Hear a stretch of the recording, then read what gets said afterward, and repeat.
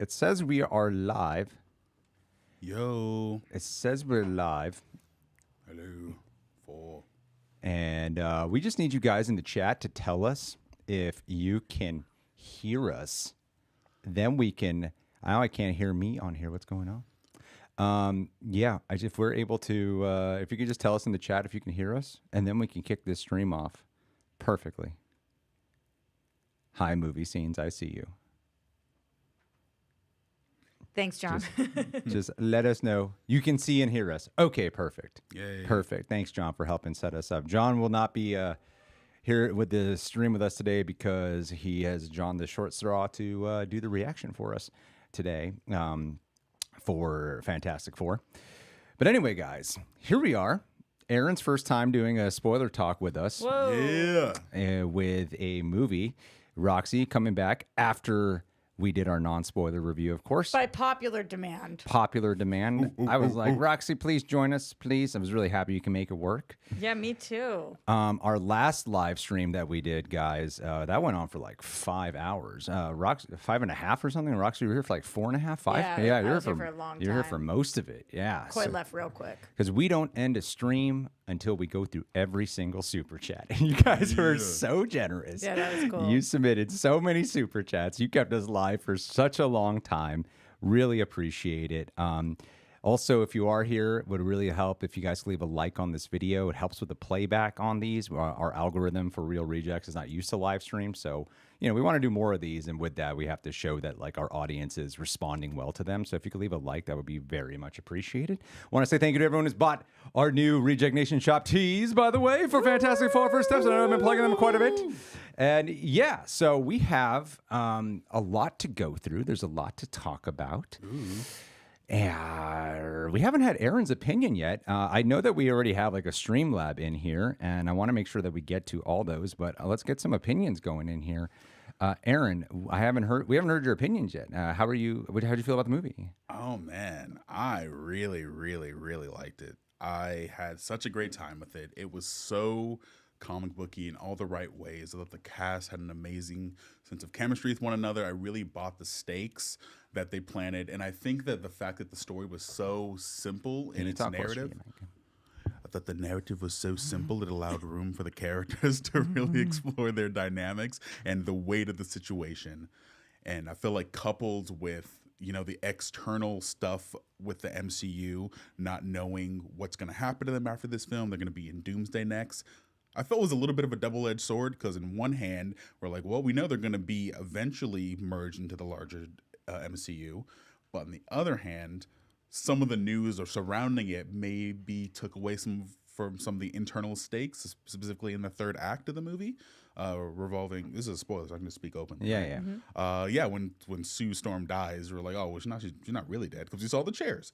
But the fact that this is going to be joining the other stuff, we're like, okay, Galactus could really eat this world, or they could really be off. And I think there's a little bit of maybe misdirection with that post-credit scene in Thunderbolts because we saw the ship come into the main MCU, so like, okay, maybe they don't survive this situation, or the Earth doesn't survive. But I really enjoyed the fact that there was a sense of unity when it came to at least attempting to defeat Galactus.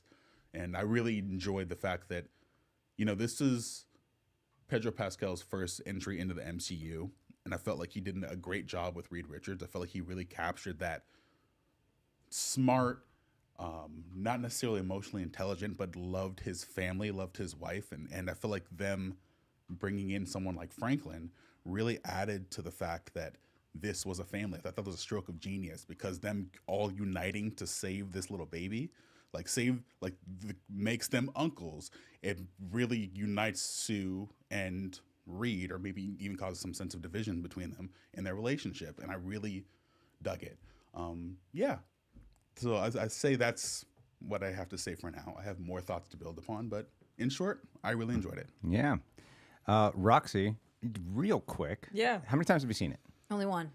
Was there? And I've still only seen Superman once, so Wow, that's a shock. I know. I'm behind on my repeat viewing, man. Was there anything in our non-spoiler review that you felt that you wish you could have elaborated a little bit more on but you knew it might have been spoiler territory that you might want to share with us? That's interesting. You know, I feel like there's actually, this is kind of a crazy sense, but there's not like that many spoilers in this movie because of what you just addressed, which is like the second that we finished, I guess this is the thing that I was thinking about. I turned to you, Greg, and I said, was there a single second in which you thought that Sue might actually be gone? And you were like, no, of course not. And I was like, yeah, me neither. So they did hold on that for a really long time. But then I was thinking about the fact that you told me, I don't want to reveal who because I'll leave that for their own review, but somebody you were near was bawling during that and really thought that she might be gone. Yeah. So maybe it's just because we're so in this world. We do remember Thunderbolts, just watched it. We know the Fantastic Four. We know the comic books. We know we're not going to kill off what I consider to be the glue, even though apparently the glue is the thing. But we know that she's not going to go anywhere. But maybe for some people, this especially maybe younger people or people who are not as familiar, maybe that really was higher stakes. In case anybody didn't watch the spoiler review, I also loved it. So it's not to say that it didn't work for me, but just we really held for a long time on something that we all knew what was up. Yeah. I'll ask the big question. Yeah. Hit me. Do you know if you like Superman more or Fantastic Four more? So listen. I asked you that right after, and you were going to kill me. I know, but it's been a couple. We have time to ruminate a little bit now and find So out. for context, you guys, I've seen Superman 4 times as a time of recording. Why? Why have you seen it so many times? Well, I saw it twice with my girlfriend, and then I saw it once with my friend, and I wanted to see it in IMAX 3D, which out here is a very limited showing to see it in both IMAX and 3D, and I could only go by myself during that time that was available. So yeah, that's why I've seen it so many times. Plus, the movie is extremely rewatchable. I've only seen Fantastic Four once. When did you see it? I saw it on Thursday, so yeah, a Opening few night. days ago. Opening night, yeah. And What was the crowd like? what was the crowd like for Fantastic Four? Yeah. It was packed, but not super responsive. It wasn't a lot of cheering. I think the most there was like some I don't know, half sort of cheers for Nicole Kidman at the beginning, but I think everyone was very much locked in. That's so sad. Nicole Kidman got the most cheers of your Fantastic Four screening. Listen, when heartbreak feels good in a place like this, you have to participate. That's so upsetting, man. Oh my god. But I don't think it was for lack of enjoyment, because I don't think Fantastic Four really is like one of those movies that has a lot of big crowd pleasing, like oh my god, or like clapping moments. I mean, Really? I guess technically, but not in an overt sense. I feel like Superman has that. Something like No Way Home or Infinity War has that, but I don't think it sort of garnered that same thing with this movie, at least with my audience. But to answer your question, after having seen both of them, I think I like Fantastic Four more than Superman. A lot of- only by a little bit though. I So feel can we expect you to see it 4 more times at least? I haven't had the chance. I've been so Yeah. busy, but I haven't had the chance to see Fantastic Four more. But I just think Fantastic Four is a more focused, tighter film, and I feel like I really like the fact that the world is. They firmly establish the world that they inhabit and the dynamics in which they play into the world and how the world perceives them. And I felt like Superman has a lot of great moments and it's still a very enjoyable film, but I feel like it's a little less focused in what it's trying to do. I feel like the second act of Superman is sort of a side quest to what we had established in the first act and the third act, having to go save Crypto. And I feel like if we would have spent more time exploring what it means, the fact that Superman's parents were actually not good and how that affected him. And because we addressed it in the first act, we address it in the third act, but it's largely missing from the second act. And I just felt like with Fantastic Four, there was some stuff that was obviously cut that was in the trailers that I would have liked to have seen more of. But with Superman, there's some things I felt like I needed to see more of. Hey, Sure. behind the scenes question for a second. Yeah. Don't we need to get him out of here? Yeah, I don't know why he's still right in here. Wait, John, you're not supposed to be here for the spoilers, John. I was like in the hallway in case we needed you or something like that for a tech thing. Oh, Do you think that he's screwed? No, Maybe he I don't doesn't know. know what we're talking No, I about. don't know. I don't know. Okay, well, I don't know. To me, it was a common sense thing. But I don't know. I don't understand. All right. Well, it looks like when I'm looking at the chat right now. Here, let me see if you guys can you guys see that screen at all? Nope. a little bit. Let me see if I could. I got it. Yeah, slightly turn it, Roxy. We're trying to show Roxy the chat. You can, if I can, I don't know if I can scroll up. Can I scroll up? I can. Most people in the chat. I still can't read it. Do you know how blind I am? Most people in the chat seem to be. We're in full profile for me. That's interesting. Most people in the chat seem to be saying Fantastic Four that they prefer. I'm seeing that a lot. You know what I think's the weirdest comment though that I keep seeing? What, Roxy? Well, let me tell you guys. What do you mean? What is it? What? Am I in the room by myself? Everybody keeps saying, like, anytime somebody's asking the question, do you prefer Superman or Fantastic Four? I keep getting these comments on our socials or wherever, and they're just like, why are you comparing the two? And it's like, Brody, the two biggest Superman the two biggest superhero movies of the last little bit dropped in the same month. Right. They're both in theaters at the same time. It's a very normal question to ask, which one did you prefer? And they surprisingly have a lot in common, too. If there was two action movies that were out, if there was two big horror movies that were out, it'd be normal to ask that question. Like, it's a very normal question for what you just asked, Greg. Yeah. Which one do you prefer?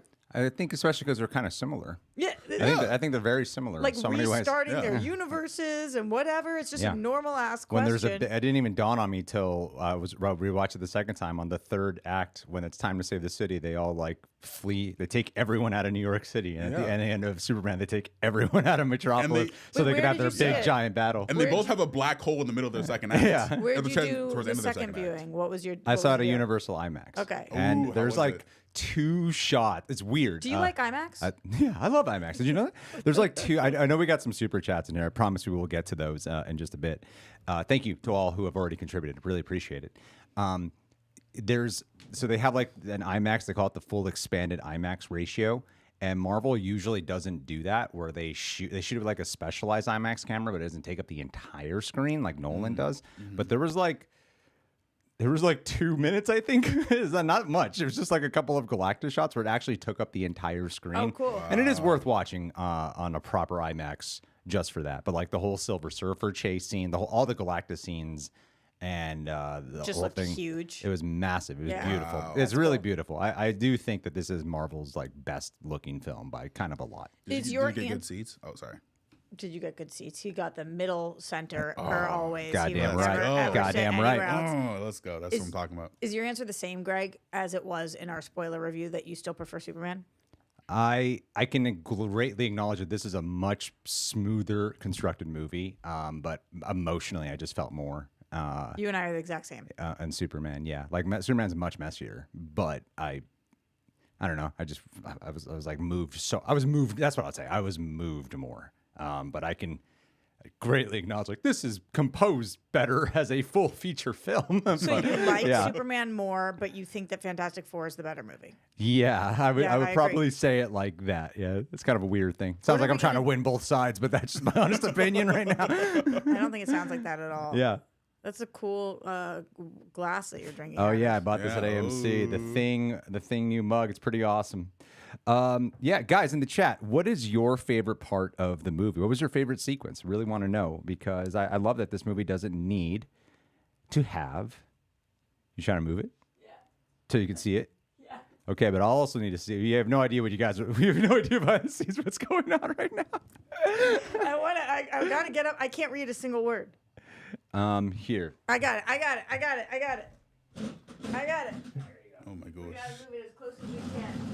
Oh, okay. All right, sweet. Yeah, Greg, can you still see it? I hope I can. We'll find out. Closer to him. I did good, guys. I did good. I think so. I don't think I can read it anymore still. Wow, I'm so blind. Is this It's where it so was last upsetting. time? No. No? Okay. Why? No, I'm happy we can all see it. I can't see it. You can't see it? No, I'm like truly. Oh, yeah, the angle is a little wonky. Basically, Yeah, we I have a can't read a second word. monitor with your guys' chat on screen. That way, and Roxy's having a hard time seeing it, even though she is undoubtedly the closest one to the monitor. No, but I'm look at how I'm having to look. You should still be able to see. You should get glasses. You really should. I understand what you're saying, Roxy. Everybody ever. You should also put that mic closer to you. Not when I'm complaining. Maybe we'll get you some binoculars. All right, so wait, you can- guys, I got something cool that was brought to my attention. What One was it? second. By One who? second. We had a person send in a very generous Streamlab. I can't see it. Um, So your face. $500. It said Whoa, $500 let's go. Streamlab. He did this before we went live. Just showing love in advance. No need to mention. I'm going to guess this is user Chris Wamoff, even though he's trying to remain anonymous here. That's love you, Pookie. incredibly What's he generous, say? though. All it says is just showing love in advance. No need to mention. He literally has. But We literally don't have to Greg, mention he said anything. no need to mention. And then what'd you do? And I mentioned it. You got to shout it out. That's really fucking kind. Thank you so much. That is unbelievably all the generous. Holy cookies. shit. He also put a smiley face. That's really sweet. I hope that's you, Chris. And if it's not Chris, I hope you're not taking credit for this, Chris, if this is not you, because that would be messed up, man. That'd be What? absolutely messed How up. could he be? You did that. I don't know. Let's see here. Okay. I Look- can see when I'm here. I want you to know. A lot of people are okay. So yeah, the main stuff that people are shouting out in the chat would have to be Sue and Sue going up against Galactus in the Silver Surfer chase. Did you have a favorite scene in this, Aaron?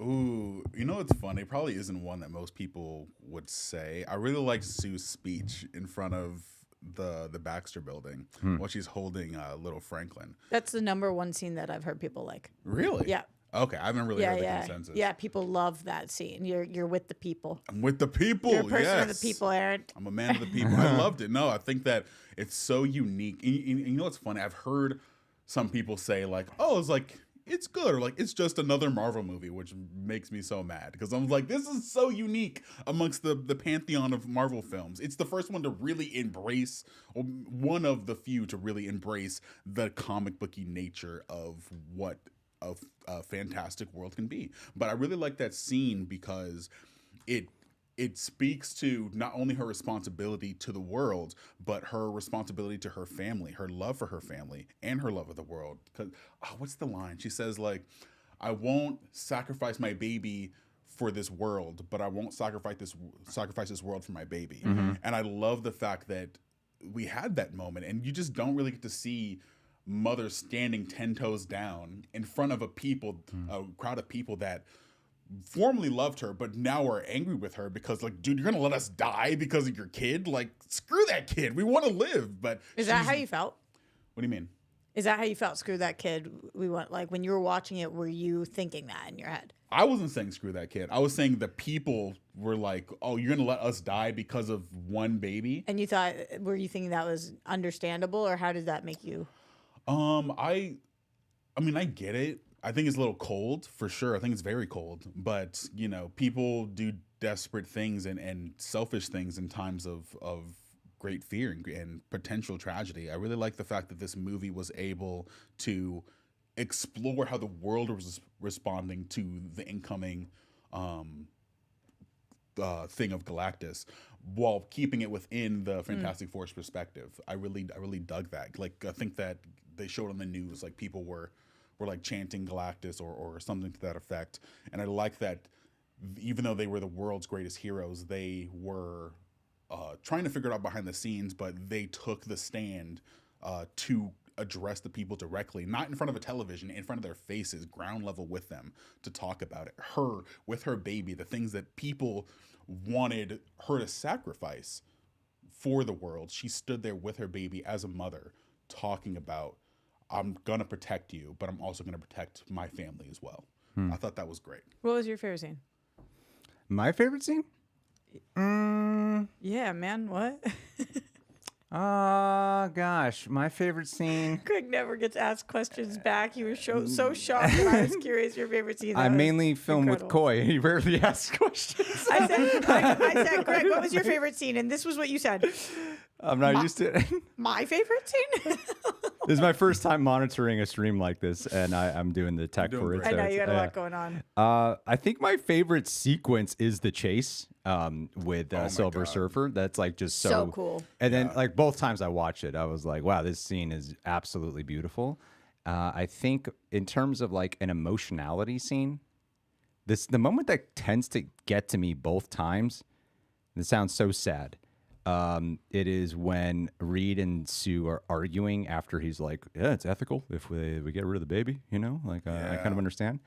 And then Sue says to him, "You being you hurts me," and like that hits like on a personal note Yeah. of like, oh God, I think all of us kind of know what it's like to feel that way when you're hurting someone you love just by being you, when you don't, even if it's just your own thoughts. Like you haven't even taken action, but you just had a thought and somehow it's hurting because they know you had the thought. And I feel like that really drove. I see a lot of divide when it comes to Pedro's performance here. A lot of people are still like, I only see Pedro because I see Pedro Pascal and everything. And I didn't realize the guy had 3 movies out right now. Oh, yeah. I was like, That's holy crazy. shit. Yeah, okay, the guy is in everything. I didn't The show is here. yeah. He's having a little bit of a PR crisis right now for the first time ever. You Really? guys Because seeing he's all dry this? humping Vanessa Kirby on every interview. He's certainly not. He's just doing that. rubbing his crotch on her face. certainly not. Every interview. It's not what's happening. And Vanessa Kirby's like, yeah, do it. I'm pregnant. It's cool. Dude, I cannot stand. I hope that somebody sends in a question about this because I cannot wait to school people on this. But continue. Right? That's what's happening, chat. No. I'm very confused. There's a delay on the chat, so I'm wondering if they're going to respond. Hopefully they'll send in a question and I'll tell you all the tea. Okay. But yeah, I think with Pedro in that moment, it's like, no, that's Reed Richards to me. That's the struggle. That's the hardship of being Reed. He's just tortured with all these thoughts and like that process of I got to think about the worst things all the time, so that way I can prevent the worst things happening. But there is a torture and inner turmoil to what that guy's going through, and I feel like a lot of it. That's the moment he becomes relatable. I mean, I think he's relatable throughout, but that's when it cements it for me personally. Do you have a favorite scene? I have a favorite moment. My favorite moment of the movie is tell Franklin that Uncle Johnny loves him. Because I think that was more powerful and believable than Sue Storm passing. I really believed for a second that Johnny might have to get sucked into where Galactus is going because it was very possible or plausible that part of what was next was going to recover Johnny, going to figure out, he's there. This is what happened. And I love selfless characters. I love characters who believe in something bigger than themselves. And of course, with Sue and with Reed, that's their kid. So, of course, she's going to go out and say something on stage to everybody. That's my child. Of course, Reed's going to want to protect his child. But, like, uncle duties, you don't expect the same level. And when he doesn't even think about it, he sees, like, this is what I need to do. And I just thought that moment was so powerful. And the stakes were higher because I thought genuinely anything could have happened to him. Yeah. Good moments. Yeah. Okay, before we hop into we got some super chats in here. I want to get Aaron's opinion. And actually, no, we weren't able to talk about this because we were doing a non-spoiler. The mid-credit scene. Ah, yes. Or the real post-credit scene. The Doctor Doom one. I didn't notice it until the second time I watched it. Like, oh, yeah, this is definitely shot by someone different. And then I learned it was the Russo brothers. Because you could tell aesthetically, there's just like the camera looks different. Everything about it, beyond just updating some of the set design. I got to imagine that's their set on Doomsday. What did you think of? I know you liked it, Roxy, but no, I want to hear more of your. Let's start with you, Roxy.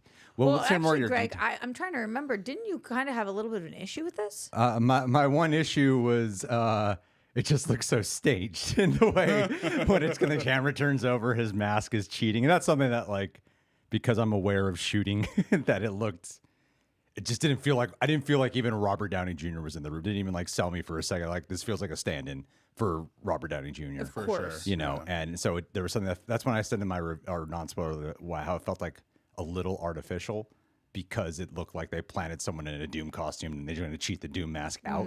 But contextually, Coy and I did like a 30-minute video about all the theories that arose just from the fact that Franklin is interacting with Doom and touching his face because of what happens in the Fantastic Four comics and what happens in the Secret Wars comics. So I love the post-credit scene contextually, and I love seeing Joe Manganiello on a boat and then having that never be relevant Justice League. ever again. Yeah.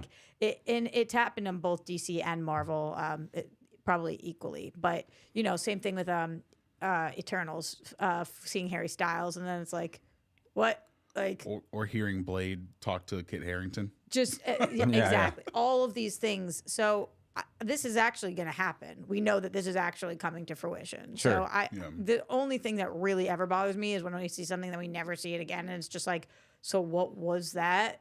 Like just so not thought through. So I like this. It's a tease. I had something that I wanted to talk about that based on what you had said earlier. Ooh. That was actually my biggest qualm with the movie. Oh, okay. Let's get into it. I didn't and I don't think this is fair to compare it to our world because it's not our world and whatnot, but I thought that it was unrealistic for our world how little pushback there was against the Fantastic Four. Like, the Fantastic Four are like, y'all, get underground to survive. And don't you feel like if that was our world here, there would be so many people who are like, nah. Oh, for sure. You guys are wrong, and we aren't going to listen to you. You don't know what you're doing. You already messed up. You told us you were going to be able to transport us, and you weren't able to do that. We're not listening to you. You guys suck.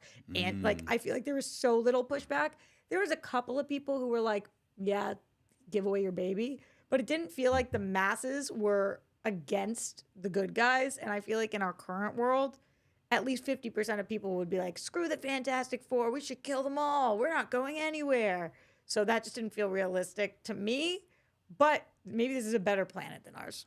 You know, because there's a lot of similarities to our Earth. And I feel like A lot. I don't know if this is, 2025, but in a retro 60s era, or if this is the 60s that's just retro, futurized. But I feel like if it is the 60s, and this is how I sort of internally rationalized it, I feel like there's a general trust of the institutions. Pull it up. Pull it up, pull it up. I'm a tall man, y'all. I feel like there's a general trust of institutions, and I feel like the Fantastic Four had established themselves as Earth's defenders, not only as superheroes, as explorers, but also humanitarians. So I feel like We have that here. But like People all don't give three, a though. Shit. Yeah, we live in a very divisive age. Yeah. Plus, we don't have they didn't have the internet. At least I don't think they did. We didn't see anybody on smartphones or anything. No, I think They this one can- takes place in the 60s. Okay, yeah. come on, guys. They can teleport, but they have no way of communication. Like, they're definitely more technologically advanced than we were here in the 60s. I thought it was funny that they can teleport through space and through different dimensions, but Reed Richards still uses a chalkboard. Yeah, that is funny. Okay, Sure. going back to it. Okay, promise we're gonna That's get. a valid We know we question. have some super chats I do want to catch up on. Aaron, we did not get your mid credits opinion. My mid-credit opinion, I liked it, but I would be lying if I didn't say that I wasn't a little underwhelmed. I'm sort of conflicted on it because I was underwhelmed because I had sadly gotten spoiled on it like a few weeks ago, but I didn't know if it was real or not. So when I saw it, I was like, oh, okay, this is the thing. But watching it and then thinking about it, I do like it because I feel like it continues that thing of this movie being self-contained, and even though it's technically a tease towards Doomsday, Doctor Doom is a very specific villain to the Fantastic Four. So even in that teasing a larger universe, it still feels like it's teasing something that's just for the future of the four themselves. Plus the simplicity of it made me feel like this was something that would be done in a phase 1 movie of the MCU, like how they teased Loki at the end of Thor, or how at the end of Avengers they teased Thanos for the first time. So that's sort of what this felt akin to for me. So Like something they would follow through on because it was simple. exactly, it was simple. It gets you excited for it. I don't know why Doctor Doom would have his mask off, but I'm like, okay, sure, I'll take it.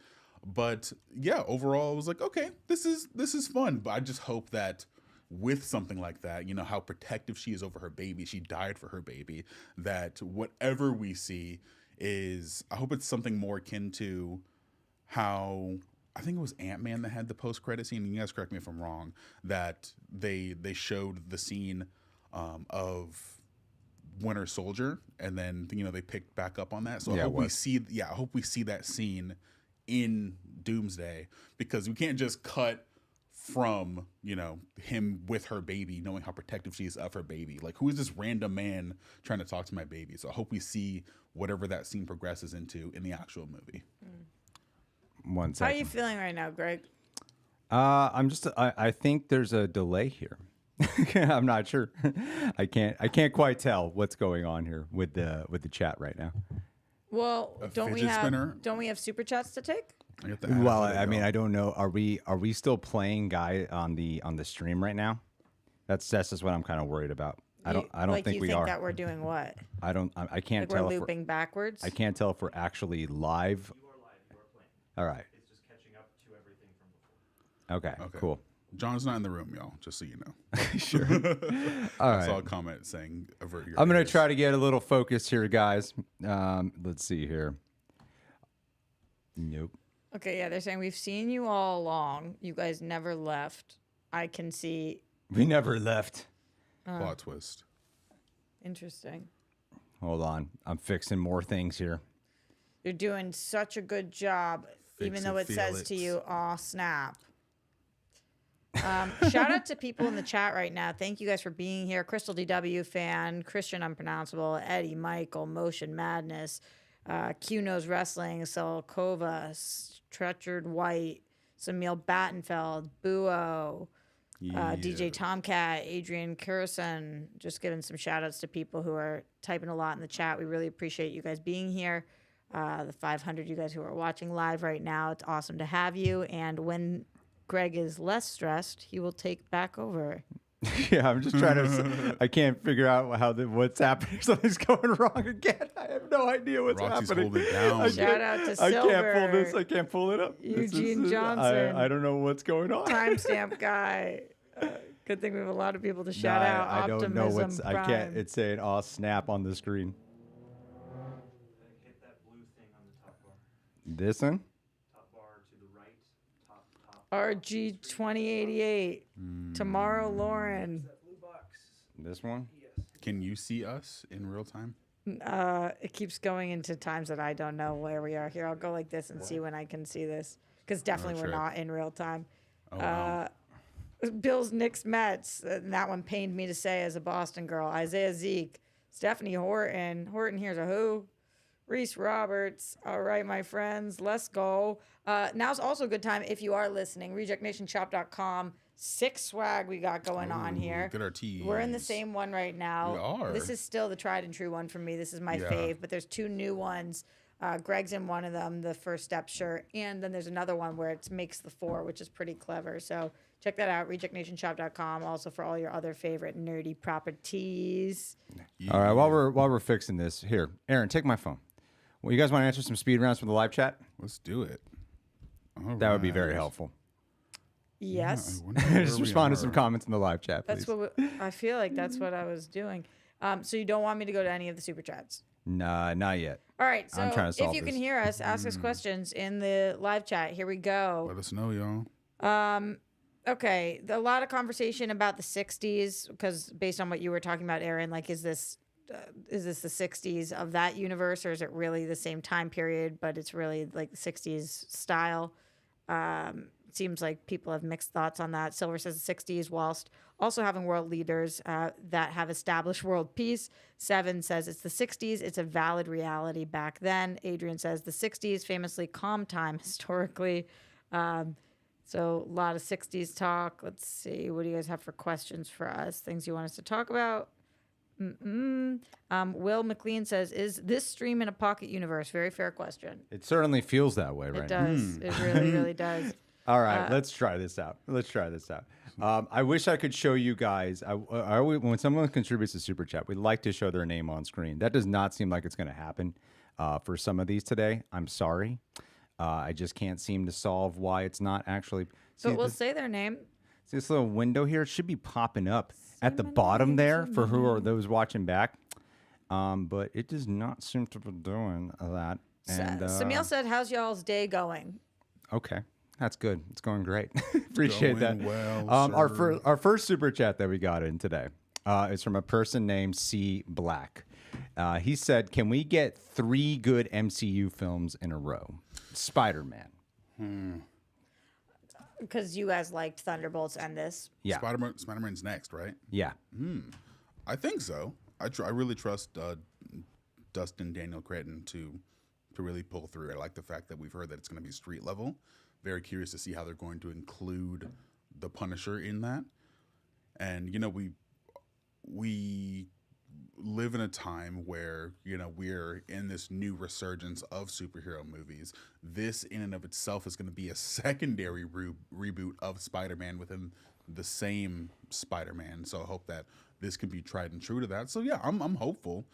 I feel like all the things that came before were of the Chapek era, and now that we've kind of left that time, I feel like there's a lot more focus and a lot more intention now that they don't have the restraints of having to produce a lot of content consistently. So you think we will get 3 ones that are good? I believe so, yeah.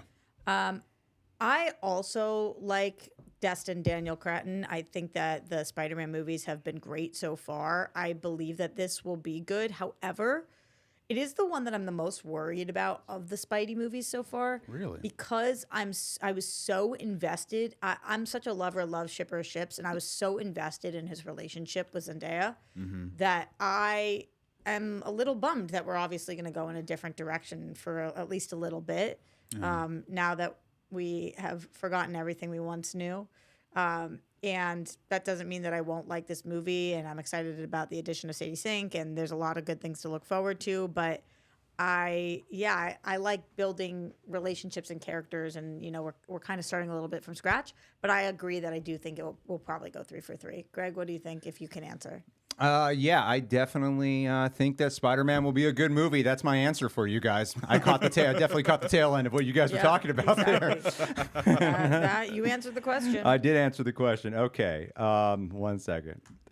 Nope, it is frozen. I thought we solved it. Apparently not. It is completely frozen. All right, well, we'll keep going. Hold on a second. 1 second. 1 second isn't stop talking? There we go. Perfect. All right, we got it. It's not frozen right now. Yeah. Woo! Hey, we got it. Look, we finally got that question in there. Can we get 3 good MCU films in a row? Thank you, C Black. Just want to shout your name. C Black. Ryan is saying, holy hell. Thank you for the super chat, by the way. That was a good movie. Probably the best looking movie Marvel has ever made. The Russos are cooking with these post-credit scenes, too. Yeah, the Russos directed the Thunderbolts post-credit scene as well. Oh. Yeah. And I see the similarity in direction. What do you think? Do you think this is the best looking Marvel movie that they've made? Or would you say, is there another Marvel movie that you think, MCU, that tops the aesthetic and look of this? I personally think this is the best looking one they've ever made. I don't know about tops. I really like the way that all the Guardians movies looked. And I think that this looked great also. I love the look of the Spidey movies. Yeah, I guess. I really love the look of this movie. It's been a minute, but I remember Eternals looking visually different than this movie, even though it doesn't get the greatest. That movie looked amazing. Yeah. You're spot on with that, dude. That was so. Who's that? Chloe Zhao. Yeah, Chloe Zhao.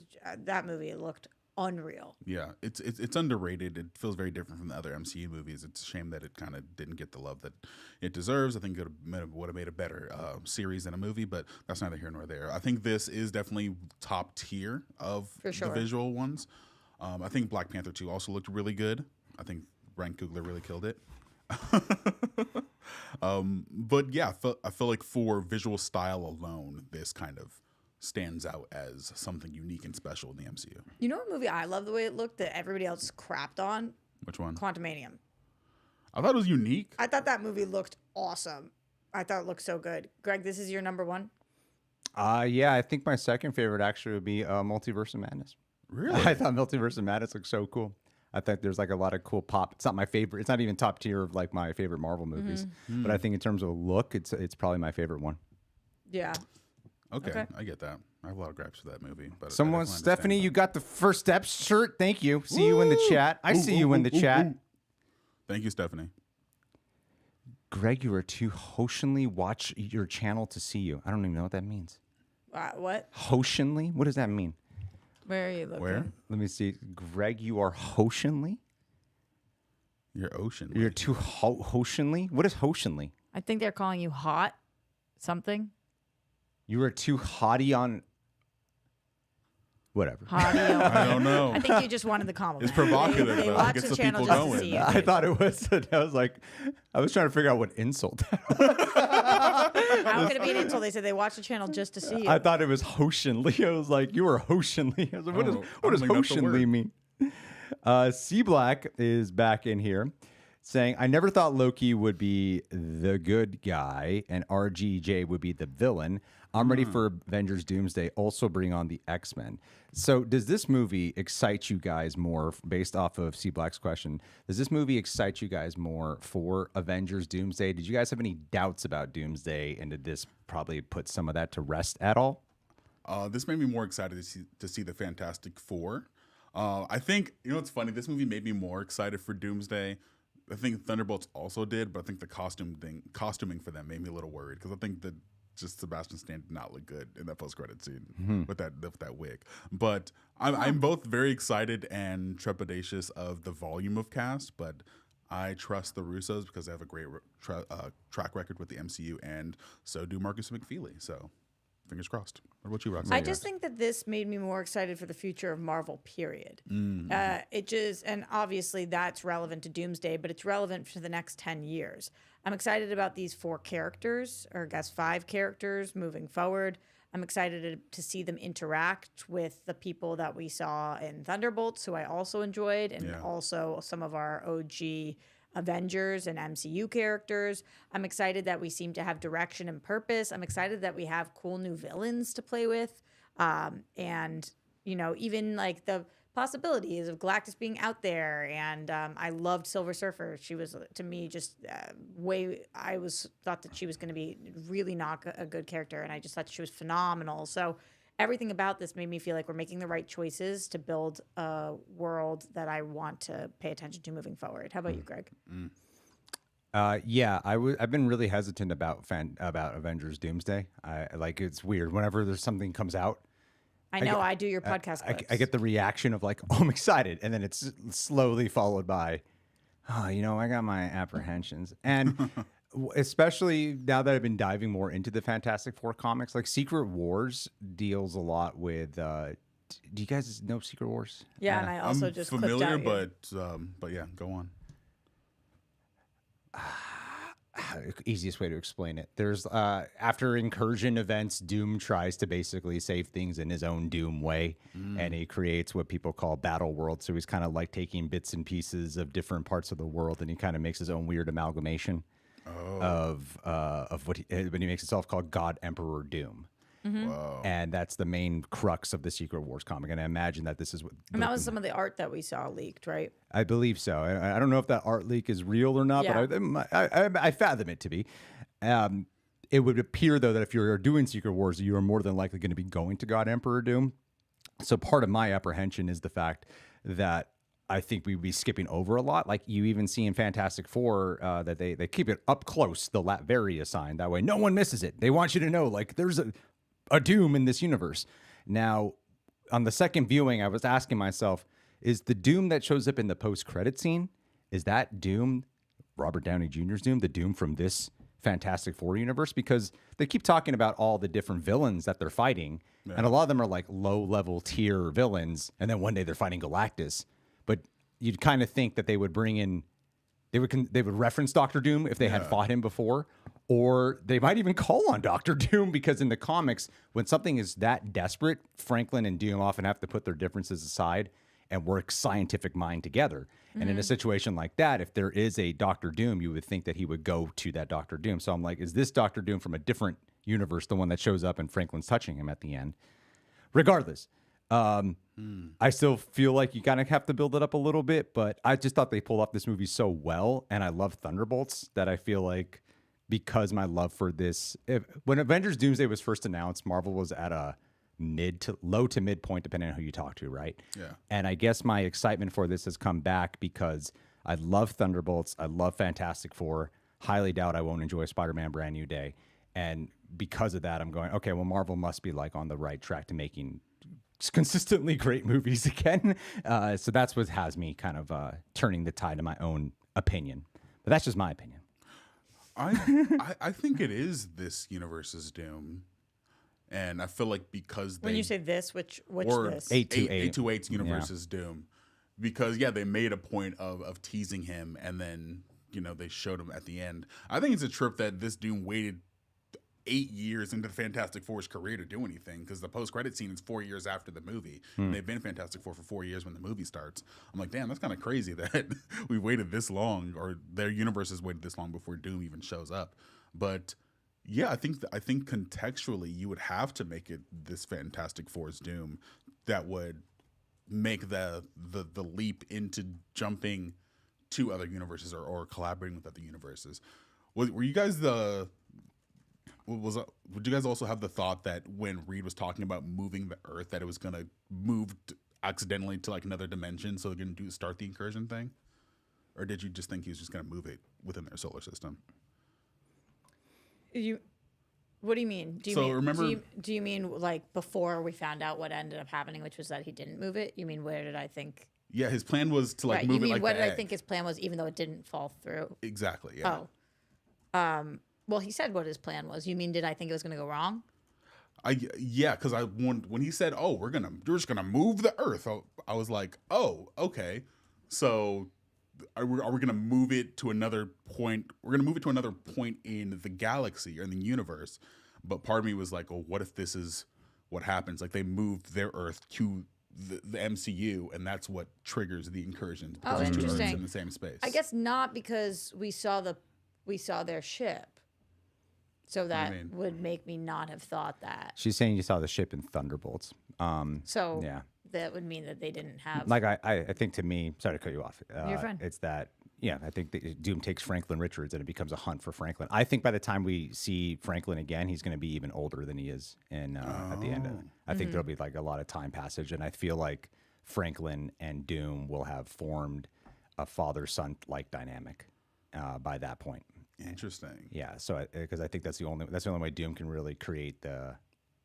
I mean, there's other ways, but I feel like that's how he'll create the reality that he's hoping to create, which will lead into Secret Wars. You don't But think yeah. our plot revolves around a 4-year-old? Nope, not this time, not this time. But I would be excited to. But hey, let's continue this on. Thanks for springboarding that question there, buddy. Chadwick Myers, where are you at, buddy? Hope to explore Johnny's mentality. He just wants to go back to space so much, and then without hesitation tries to make the sacrifice play. Seems like that might be something unsatisfied with life. Now, Rox, I know you said that he Yeah. was your favorite. I asked is my when the movie was done. Olivia said he was her favorite too. Olivia and I have like so many similar opinions on shit. It's so Oftentimes. funny. I wish that I could read the way she reads. Yeah, she's just a fast reader. Man, I know I'm so slow. Did you like Johnny Storm, Aaron? Did you believe the? I for some reason, I'm not going to rant on anyone's parade because a lot of people consider Johnny their favorite. There was something that was kind of missing a bit of an accentuated punch for his arc for me there. I felt like they could have driven home a few more things of.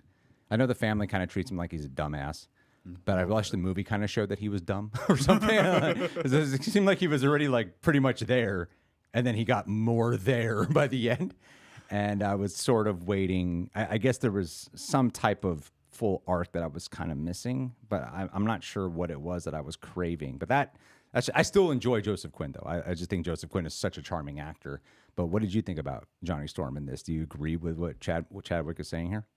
I really liked Johnny Storm in the movie. I don't think he was my standout favorite of the movie, but I think he had an important role. And I feel like, well, I remember there was articles or whatnot talking about how he wasn't going to be the womanizer that he was in the comics. And I remember, I believe you and Coy kind of expressed concerns about that going into the movie. Yeah. And I feel like they I identify with womanizers. I am a Barney Stinson. But I think that they found an interesting line to walk with that. One, making it 4 years into their career, but also him still having a plot revolving around his interest in women, but honing it in on the Silver Surfer specifically. I thought was a fun way to satisfy that thing, but also continuing to make him a hothead, but a different way that Chris Evans was a hothead. He's more like eager and enthusiastic about one being a hero, but also just wanting to participate. He was very spontaneous and sort of headstrong. But I think they did a really good job of being able to satisfy that while also kind of pushing him in a different direction. And I feel like because in the scene where he's talking about like how she was special or whatnot, I feel like subtextually what I picked up from that was, oh, he was this womanizer, but after 4 years of doing that, maybe he's a little tired of that, so he wants something that's a little bit more real. So I feel like, okay, yeah, maybe we can have our cake and eat it too, but I think they, in short, did a really great job with Johnny. Mm-hmm. Yeah, we got Rox's opinion ready. We don't need more. Do you disagree with that? No. Oh, disagree with what? Oh, that he was a womanizer at one point in this universe. Oh, I don't know. Okay. We don't know. But I think that this is interesting that they think that there's something he's longing for. I think that's kind of the point. And also, Greg, possibly why this character didn't connect much with you. Like, you have a wife and like a life. And you're Bars. you're the boss, and you're not ever overlooked. And I don't mean that in a bad way. I mean that in a, I think that the Reed stuff really connected with you for very specific reasons. Because I'm the smartest man in the room at all times. Yeah, you're a very smart person, but I think like for a lot of different That's reasons. a very sincere yes and a very sarcastic Yeah. comment. No, I think you are very, very smart, but also I think that like that character would kind of connect with you because he's the leader and you're often looked to that way. The Johnny arc is somebody who he doesn't have as much of a place here. He wasn't chosen. He happens to be the brother. His skill set is completely overlooked constantly, even though he is really smart and he does have good ideas. And he is a selfless, kind person who is there for his family, but he also like is interested in possibly the villain, which means that his taste is funky to say the least. And I think that he's trying to figure it out. And I think that's the purpose. I don't think that it was like a missing an arc. I think that he just might not resonate as much with people who are more satisfied in their life or have like more of a traditional situation going on. I think that he was like really, truly, he's trying. No character is trying harder in this movie than Johnny is. He's like trying to prove himself. He's trying to show everybody that he's worth the place on the team. He's trying to show everybody he's not an idiot. He's trying to perhaps he was a womanizer and show he's changed, or maybe it's just that he's trying to find somebody that does work for him. Like this mofo is trying, and that was really, really relatable to me. Awesome. You might have turned the tide of my opinion there. Well, that's not your opinion's so valid. He just isn't your character. Oh, I like when someone enlightens me with their opinion, and then I'm like, oh, I never looked at it that way.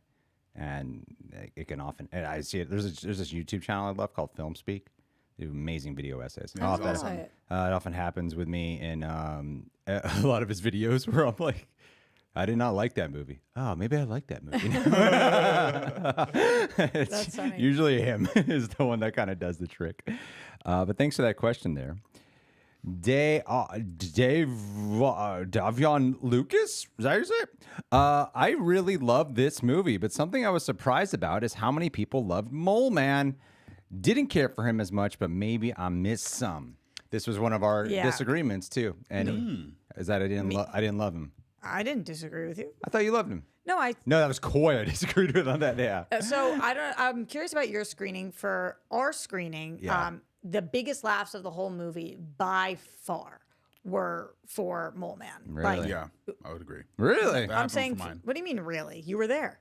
I thought the biggest laugh was that the thing says he barely has a comprehension of the English language. Did you not feel like our screening was living for Mole Man? I mean, there was like cackling laughs when he was barely saying anything. Is it like sincere laughs? Is it like sometimes like Bill Burr shows up and you feel like, I'm just gonna laugh because Bill Burr's talking. Oh my God, what just happened?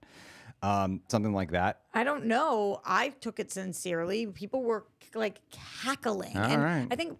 Do you guys in the chat find Bill Burr? Do you guys in the chat find Bill Burr funny? Do you guys in the chat find Mole Man funny in this? But please. I think Paul Walter is in our community. He is, he was part of the Schmodown. A lot of us know him personally. shit. Okay. He is very, he's very out there. He's like a big part of the nerd culture. There's a lot of people that kind of do that crossover situation. Like, what's the name of the guy who does all the Dungeons and Dragons stuff that's very, very successful? Joe Manganiello also, right. yeah. Or the guy from the Scream franchise who is... Matthew Lillard? Yes, Matthew Lillard. Like, it's not firing on all cylinders right now, but I'm just saying there's people who cross over into nerd culture because they're nerdy. And Paul Walter Hauser does all the nerd stuff. And so I think that people in the audience were like, wail it, like, ah! And I was like, whoa, he's like barely spoken. Yeah. So in your screening, which was not full of a room full of people who may or may not know him, how did he play? Well, there's one lady laughing really loud next that was sitting by us. So Okay. she laughed at a lot of stuff. But I think that when he said the line about Johnny's outfit being terrible, I think that's when a lot of people like erupted in laughter. I think he was fun. I think he was good in the movie. I liked the fact that they gave him his glasses, like his comic book glasses. That was fun. There was a part of me that was wishing we could have seen a little bit more of him, because I know they showed him at the beginning. I watched an interview with Vanessa Kirby where she said one of her favorite scenes cut out was actually her going to visit Mole Man, and like she had a drink with Mole Man, and she was drinking water, and Mole Man was like drinking, and I feel like that was them connecting, and I feel like because she already had that established connection with him, that's why she was able to bring him in. So I would have liked to have seen that, but I think for what they had of him in the movie, I think they did a really good job. He was fun. Yeah, Samil in the chat, live stream chat, is saying for the Mole Man part, I think he was playing a character in front of the other boys and the public. When they left the room, his line to Sue seemed very genuine. And I did, the second time I watched it, I was like, oh, okay, yeah, there must be some type of posturing that he is putting on, and that's very intentional. Yeah. Because the first time I watched it, I went, I don't feel like I'm watching an actual character. I feel like I'm watching a guy play a character. And then the second time I watched it, it dawned on me that's probably exactly what he's intending. is that when he's just alone with Sue, that's when the sincerity does come out of him. And I bought him more of the sincere. And I also do have a hard time. I didn't realize he was ever in the Schmodown. Because I'm a big Cobra Kai fan, I did have a hard time separating myself from the fact that he was Stingray, and that's what I always see when I see Paul Walter Hauser. So it was hard for me to wrap my brain around this guy who's like leveled up and is not this like slack off kind of dude. But yeah, his performance grew on me the second time. The chat does seem mixed on him in here, but yeah. I thought it was definitely, it worked, but Aaron, you bringing up that there was supposed to be another scene of him, I think that would have really helped me, like kind of hold on to him a little more. I love Paul Walter Hauser. I think he's an unbelievable performer, and I think he did a good job with what he was given in this. But it also goes to what I was speaking on earlier with you, which is the fact that there was so little pushback that's a little confusing to me. Like, Mole Man's like, yeah, everybody come down here. And everybody's like, word, let's go underground with this clearly nutso dude. So, like, some of that stuff was not my favorite of the movie, but it had nothing to do with him as a performer. Desperate times, man. Yeah. Desperate times. Le Prince Conyers, thank you for the super chat, saying 3 of the most good-looking goddamn people in Real Rejects. Anyway, did you all enjoy the OST? Who wants to explain what the OST is? OST. Over the shoulder. What is OST? Original soundtrack. Yes. Oh, yes. I absolutely. I said it in our. Did you guys think we were gonna know what OST was? Yeah, I've heard OST before. I That's never what it was heard like that. boggling my brain. I was hoping one of you guys would pick up on what the youth say. I said it during our non-spoiler review that this is my favorite Marvel soundtrack. I think out of any of the MCU movies, this is the one that, in terms of composition, elicits the most. Especially when because you have like the Wondrous score like, that you get in like the opening montage, and then you have a little bit of that curious 1960s flair when they're doing the space liftoff.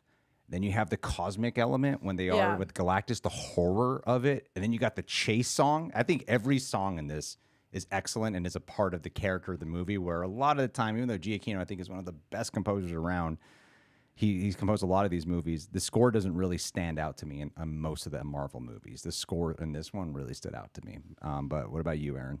I can agree with that. Yeah, I mean, there's certain ones that stick out in my head, like the Cap 1 theme. The Avengers theme is probably the most iconic out of all of these. But I feel like this one is the one of the few I would go back to and listen like recreationally outside of the movie. I love the Fantastic Four main theme. And it's crazy that there were 4 iterations into this, and this is the first time we have a theme that really sings and really feels like the Fantastic Four and captures that wondrous spirit of those characters. So I really think that this is definitely I'll say it. This is my favorite MCU score out of all of these movies. So you're the same as Greg. Yeah, I would say that. I was listening to this score on the way here, like on repeat. Well, for a little behind the scenes for everybody, Greg, I don't think you were here. You were somewhere else, like dealing with tech stuff. I walked in and Aaron said, "Yeah," and I was like, "What?" And he was like, "The stream today." So the score apparently got you pumped to. Yeah, that's like cool. You walked in and you literally like yelled. You Yeah. were stoked, and I was like, "That's so cool." So maybe the score got you vibing. Yeah, I was like shouting from my Yeah, car, "Fantastic Four!" Like I love it so much. I liked the score. I thought it was good. I thought it was very, very good. I love the Thunderbolt score. And so it's kind of interesting coming off that where I like nonstop was talking about the Thunderbolt score and everybody was like, you loved that score so much? And I was like, I really did. And then I saw this and I was like, I definitely like this. But unfortunately, I thought that the credit song really didn't fit the vibe of the movie. And that's kind of what we ended with. So I loved the score. Could we have gone a little more 60s inspired as like a music head? There's so much you can kind of do with that. And I know that that's not the earth that we're on, but I would have loved a little more inspiration from the 60s soundtrack wise. I don't remember the credits song. Did they do like a 90s rap of like the Fantastic Four talking about No, it was kind of weird. I don't know what the song was, and it was super distracting to me. And I was like, well, what is this random? It was like slower and weird. But the score was really, really solid. And I have a feeling I actually will even prefer it more just listening to it in the car than even watching it. So, I liked it, but people walked out saying exactly what you two did. Best score of the MCU. And that wasn't my initial gut. It wasn't my number one favorite thing about this, even though it was great. Yeah. Correct me if I'm wrong on that. Did he also do Doctor Strange? Yeah. Okay. I don't really remember Strange's too much, but yeah, I know for sure he did this. He did the Batman and he did Spider-Man. Yeah. And yeah, I guess out of those three, which one did you say was your favorite? Batman for sure. But yeah, we should move on. Okay. I think the Batman's definitely his best one. I think the Batman, you get more free reign too. Fair. Yeah, I see that. Michelle. Always in our streams. Hell yeah. What's up, Michelle? Is this the first MCU movie without some version of the Marvel Studios fanfare montage intro? Oh, No, it's not. I didn't even think about that. No, Captain America 4 didn't do it. It just said Marvel Studios. Really? It just Yeah, just cut to black and said Marvel Studios. There was I was like, okay. conversation about that afterwards. I remember people being like, why did they do that? It was very weird. I think it's more fitting for this than Captain America because this is a completely different Earth and there's no references to the main timeline here. So I think it would make more sense to not include it in this one. But on IMAX too, they oh god, so you saw on IMAX they do a special. So at IMAX they do like the 10, 9, 8 countdown for every one of their IMAX screenings to like promote IMAX, and they do a very special customized one for Fantastic Four. Oh, it's fun. friggin' awesome. Do you remember that? No. Man, your memory is amazing. You just saw this like a few days ago. Are you sure they did it in ours? yeah, that's for sure. Yeah. What did they do? It's whatever that IMAX countdown is. They did like a Fantastic Four rendition of it with like the characters popping up. It was Yeah, all I don't animated know and that. stuff. It's really I cool. could lie to you and say I did, and I probably could have gotten away with that, but You I'm could've. not a liar. You could have been like, yeah, that was cool. Yeah, but I don't remember that. Yeah. In all fairness, I had had a horrible day that day, and I've No, said you this didn't. I've said this in my reviews. I was with you all day. You had a great day. You also had a horrible day, and I will say that I need to go back and watch this because the first 5 minutes I was so overwhelmed that I'm not sure that I was picking up everything they Yeah. were putting down. Racing thoughts is a hard thing to combat. Yeah. That's my life every single day. Chadwick Myers, thank you again for being back here. Would be a 10 out of 10 if we had a shirtless Ben. He's my did. fave. We didn't get a shirtless Ben. The beginning in the montage when he's carrying the ship, he had no shirt on. It's just pants. Maybe, yeah. Maybe he means a shirtless thing. This movie did Yeah. so much for We for didn't me. need a shirtless thing. Oh, we did? Yeah, that's The what I mean. beginning of the movie. Yeah, While he's carrying a ship, he he's had no pulling shirt the on. crate. Yeah. Oh. Maybe this- he means a shirtless Ben. like the actor. there- Yeah, Yeah. like Ebon. Oh, maybe. Yeah, maybe. Flashback. This movie did so much for me with Johnny. Went from least favorite to second favorite. Best scene was him confronting Surfer and her language. So much agency. That was so good. That I just felt like because he's such an underdog, and I connect him. We all know that. I was watching him, and I was just like, "Fucking show him! Like tell him all." He did so much work. He learned the language and didn't tell. Like, oh, that was such a good scene. And when he does it, I was just like, to be validated. And then she saw him, and he was the hero of the movie. I love him. Aaron, You did a great job. Wait, what did you think? We haven't talked about her too much. What did you think of Silver Surfer? I thought she was great. That scene where she first comes in and they do like the 360 shot of her, I thought the CGI looked so good. So good. I was like, oh my Shocking. God, that is a chrome woman. Yeah. Her hair looks looks incredible. I She's a believe chrome woman. Yeah. I believe that is her skin. And in the trailers, it did not look as good, and I was a little worried that we were going to get some wonky eye stuff, but she looked amazing. Yeah, dude. And listen, from the marketing and even in the movie, I got chills. It still worked in context. I herald his beginning, I herald your end, I herald the Galactus. So I was like, oh yes, my vocal stem. It's my ears. It was great. I have It was the a great Silver scene. Surfer, say. That was I have the come voice to- you just did for her. I have the herald for Galactus, chum. You guys are weird voicing her. Julia Garner is like a top 5 actress currently for me. I love her so much. I loved Ozark. I love The Americans. I love Inventing Anna. I watch like everything she does. Yeah. So this was really exciting for me because this is the first like real mainstream. Of course, people don't know it's really her. Although she did get one scene where that's Julia Garner. And I was stoked for her for that. But man, I feel like nobody could have brought this character to life the way that she did. And this was the character I was most nervous about. And I was just so amped that I felt like she, even though her arc was a little predictable, she nailed it. I mean, nailed it. How'd you feel, Greg? I think she's really good in the movie, and I love she has one of my favorite scenes, absolutely, with the Silver Surfer chase. If I was to provide something new that I haven't said yet in all the times I've talked about this movie, I'm going to give an incredible, undoubtedly, a nitpick. I acknowledge that I am picking a nit right now. When you do go to her planet, I'm tired of the cliche one daughter and we're on a white beach sand and we're all alone. That's like every fucking movie you and do show. that. It's like, What other movie did it's that? always like this one person, they're on the beach taking their child and then something. And I'm like, there's got to be like something of more substance in this generic white beach thing that people always do. We're on a different planet. Let's see what this kind of looks like, especially when they're talking about my people and my community and stuff. I don't know. They could have digitalized something. Again, nitpick. No, I hear you. I wasn't I think really it's fair. there being like, what the hell's going on this stupid movie? But yeah, it's a little bit of a nitpick.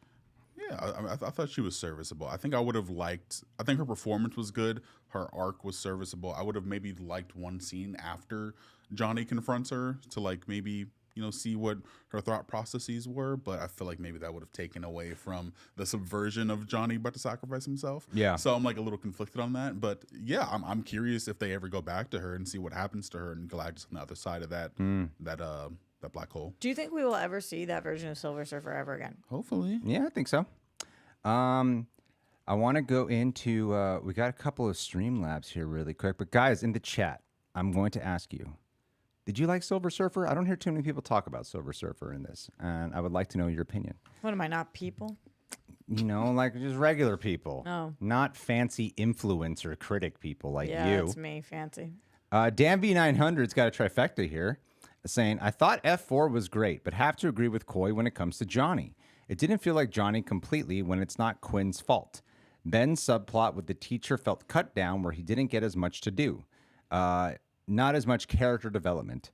And he goes on to say, Reed and Sue are pretty close, but I have to say Reed was my favorite of the 4. They nail Galactus. F4 is the better structured film, but I enjoy Superman more, especially with the ending and emotional moments hitting harder, which is reminiscent of GOG Volume 2.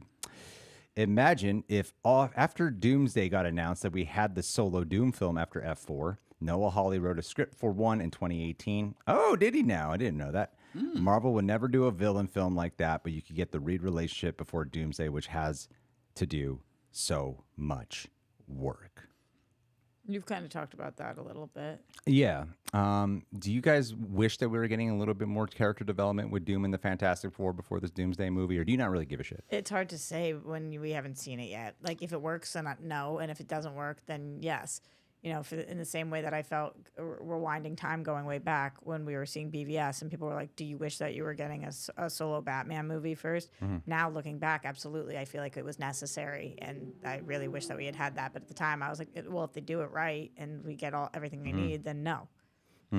I feel like movies like Superman and Fantastic Four are a testament to the fact that you don't need to exactly see where someone comes from, and as long as their arc is resonant. And I feel like with this being called Doomsday and the Russos having directed a movie where Thanos is the main character, I feel like it's kind of implied that Doom is the main character of this movie. So I feel like with him being the centerpiece, I feel like that's going to be enough for me at least, to justify this being our introduction to him. They're going to have to do flashbacks. They're going to have to teach us about different time periods in his life. I don't think it's going to be able to be a linear story completely. I know about that you're not stoked on it. You think we need more. I've said a lot about it. I do think we need, but I don't know. I'm of the mind where I can totally go in and like I actually like with BVS. I don't mind that we didn't get Batman beforehand. I think you're with the majority of the people on that. I think it would have probably been a stronger experience, but I didn't mind it. I think it actually works fine. I think it's because we had just had a Dark Knight trilogy. Even though we don't need to unpack this back, like oh my yeah, let's slow down here. All right, what do we got? Nope. Oh, is it frozen? No, it's a little frozen. Uno momento. It's please. a little bit frozen. Let it go. Let it go. That's. Do you want me to start reading super chats from random spots? Nah, I got you. I got it right here. Hey, Booyah, fixed. booyah, baby. Good job. Really solid. Excellent work. Really killing it. Killing Way the to game. go. Thanks, Roxy. Yeah, I got you. It's so different than what. Okay, if I'm gonna get this right. I'm gonna get this just right. Use your Sue Storm powers. Brian Garcia, thank you. It says, happy Saturday, guys. Sue giving birth during interstellar travel after encountering a celestial god is the craziest thing Marvel's done, in my opinion. It's kind of awkward that Johnny was there. That is a little bit awkward. Pants come off and Johnny's just like looking over. But she does go invisible, so that made it I better. know. I'm just not mature enough. I'm probably I relate more with Johnny than Reed. I'm just like I'm not mature enough to handle this moment. I was kind of curious about the science behind, like, part of me was like, can she just go invisible and then can we just like grab the baby? What? What do you mean? So that we don't have to like push it out. Like, Well, I don't think she No, turns invisible. She's not translucent. I know, but like- we'd have to like phase through her. Yeah, like, yeah. Like, can That's we a like different power. elongate through and like put? Oh yeah, Reed could probably. Yeah, that's what I'm saying. Yeah, you're Like, right. Wiggle his Reed could have fingers in probably there gone in there. together. Yeah, could have thinned Listen, himself out. Yeah. It's not beyond the realm of possibility that we could have figured out a way for her to not have to like give birth in front of her brother like that. But Yeah. Desperate times call for desperate. I love her performance there, though. It was did so great. good, Yeah, so good. The multitude of what she has to handle in that one scene of Yeah. the struggle, the invisibility, also the dialogue, dynamic interaction, and she keeps the dynamics alive. Like when she's like, "Don't put me down, Johnny," and then of course, and I loved even Pedro Pascal's interaction with her in that moment where he's trying to lead the situation, be calm. Fix all the coordinates, and then also trying to calm his wife and make sure she's like feeling heard and she's safe. I thought Right. that whole scene is pretty perfect to me. And while you got like the Star Wars references going on with Johnny behind the blaster and stuff, that is a truly exceptional Fantastic Four scene because it is also primarily relying on their minds, and I feel like that's one of the things that this movie does so well is it's really their personalities and their mind first, and then their powers come second. Yeah, it's also one of the most complicated scenes to shoot because they're all in different locations. The crosstalk, the dialogue, like how we have to have everything, the timing of that scene. It's just a very, very difficult scene to do. So I'm with you, Greg. That was one of my favorite scenes in the movie as well. I'm mostly talking about her giving birth invisibly in jest. I don't really think that we should have had a scene where somebody phased through. Just was thinking about her woman to woman afterwards. Was like, we could have done something to help this girl's pain. But yeah, I thought the scene was awesome. Yeah, I would say that was my second favorite scene of the movie. Yeah, just the stakes around that, and then Johnny and the blasters, they're getting chased, and they're trying to curve around it so it's not hitting Silver Surfer. But yeah, I think they did a great job. And then how Reed was stretching during that, and then how Sue was going through her emotions, trying to navigate that. Yeah, I think they did a fantastic job for what they're attempting and aiming to do. But I also don't think it's that weird that Johnny was there because, I don't know if they still do this, but families have been there, like while the baby's being born, like on Earth and in hospitals, like full spread open, just see the What? baby come out of the canal. Not yeah. my fucking family. Siblings? I think just like aunties, like Yeah, parents. that's and so stuff. different than your brother, dude. Yeah. Okay, fair. I grew up. As a man with a sister, I wouldn't want to see it personally. I know that it happens. I honestly think I'm sorry to be hyperbolic for a second, but if my brother was in the room while I was giving birth, I think that just put me out. Like, I can. I mean, I cannot. That's Okay. like the most horrific. Auntie's fine. If my auntie's in the room, my brother, I would. Oh no, I can't think about it for too long because that's actually the worst thing that could happen to a person. You know, We're in Johnny a dire couldn't, situation. Johnny couldn't stop staring. I need to watch it again. Was he just watching? I'm like did I watch it horrified. again? Right now, you're like, that really happens. If to the families out there where siblings are in the room together, boy, girl siblings, just don't tell me. Don't write it in the comments. I don't want to know about it. Oh well. You got. No, Was your sibling there when you were born? Let us know, guys. no. It. Would you be Also, okay? like most 50% of women shit themselves when they give birth. Like you That's just, not in like, enough movies. Yeah, that is, and this Yeah. wasn't in this one. There's no poop in Unless she made it space. invisible, we don't know. You can't poop in Everybody's space. like, ooh, that smell. It was invisible. You just couldn't see it. That's what I said. Ryan is saying the whole space sequence in F4 might be the best I've seen in a movie in a long time. Truly one of the greatest things I've ever seen in a movie. Ryan, I'm so happy you are echoing our exact thoughts here. Thank you so much. Al Rensha, appreciate the super chat. After this, do you think Doctor Doom is in Thunderbolts post-credit or is it a Fantastic Four? Ah, interesting theory. I think likely Doom, but maybe Doctor Doom escapes the 616 and F4 chase. Huh.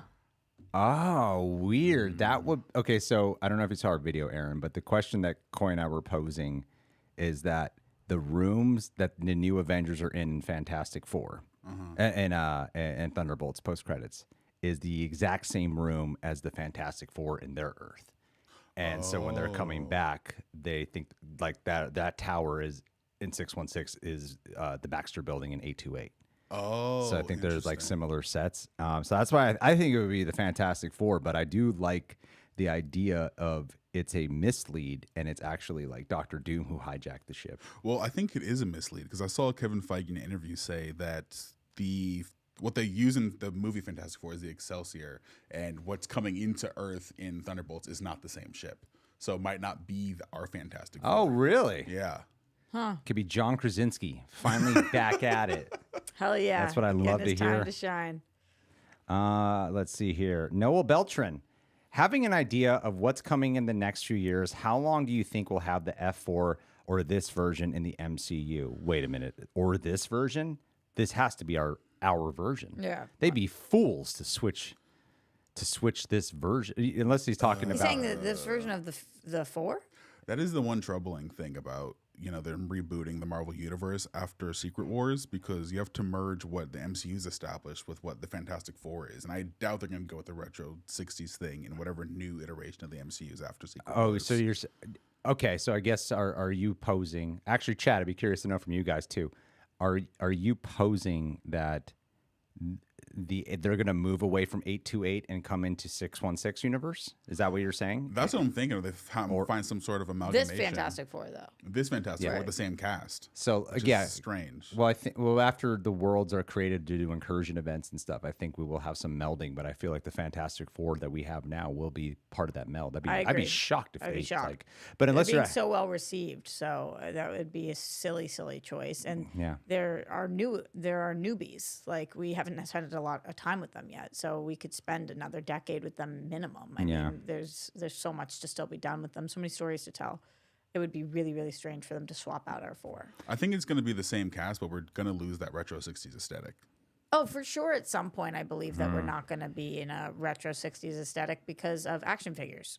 sure. Action figures? Yes. We got to sell more figures, means more costumes. I mean, they had multiple costumes in this movie, so I guess they could technically, if they were trying to meld them, but Yeah. We got to get with the times. got to get with the times. Appreciate that, Noel. A Torrance kill coin. The chat is catching up to where we are about the giving the birth on the ship, and I am now distracted by them, and I'm not with you guys anymore. I'm paying attention to my friends talking about the birth. All right. Torrance Killcoin. I absolutely love the golden records that they recorded to. They mirrored those from the real-life Voyager probes from the 70s. Key to the plot, too. Oh, that was a beautiful addition. I didn't know that. I thought they made that shit up for this movie.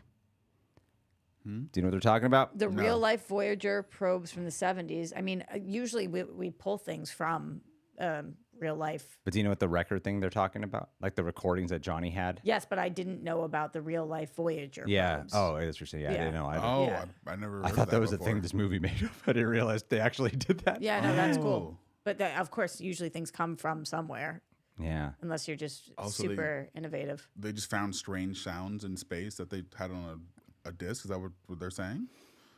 What was that Apple TV show that I watched that had it was a whole season on that? Ted Lasso. No. Somebody in the chat will let me know. No, not that they found. I'm sorry, that they recorded from space and then put on a record player. I don't know. Yes. Yes. Okay. Yes, okay. and. Yes. Nighttime. Thank you, Nighttime. Baby Franklin and F4 will end up evil in next film. That's what I'm considering. Is that Doom Yeah, that will? was kind of your pitch. Yeah, will be like I don't know. There was something so intimate about that touch. But do you think Baby Franklin eventually, I'm not talking about the next time we see him or even in the middle of his journey, do you think eventually he'll go back to good? Yes. If they don't kill him off, because he is Right. Omega level. But if they don't kill him off, then yeah, I think he would go back to good. I don't know. Maybe it's the battle for his soul. I think they'll tease it. I genuinely don't know. I genuinely don't know how they're going to do it. But I'm curious, though. I'm excited for whatever they do. I think it'd be interesting if they use your aged up idea. I mean, Franklin is incredibly important. Right. And I'm really excited for people because everyone wanted to see the 4. But I don't know, Franklin is just some part Is of me. Franklin your favorite? No. But part of me worries that Franklin might be too powerful of a character to include. Just some of the stuff he can do. Like I just got to a part in the comic where he's like controlling Galactus Whoa. as his herald. I'm a little worried What? about Franklin because so many people, the only people who are about to be like pissed if they don't do Franklin well are the nerdiest of the nerds. Sure. The comic book people. And I've always been a much bigger DC reader than I have been a Marvel reader my whole life. But in general, obviously, I'm familiar with Franklin because I'm familiar with Fantastic Four and I've dabbled. But I don't have like an obsession with him like people who are obsessed with Franklin. And so there's not much, like if they make him good, evil, if he is the most powerful, if he's a little less powerful, it's not really going to affect me. But I feel like you have such a strong belief of what they should do with him that you're in a difficult position. I'm cool with whatever. I think Really? more of a Coy would be more particular. I don't know, man. You have been Fantastic Fouring. I know, but it's only like recent months, honestly. Yeah, but by the Coy, time that we like, get grew up- there, true. But I'm also of the opinion that I don't mind when they dial back a power to add more stakes for a Okay. character, especially the protagonist. Like that, I didn't mind it in. so you think Superman's a bitch? I think Superman is a bitch, little bitch. Is Superman. that what I'm hearing from you? Super bitch.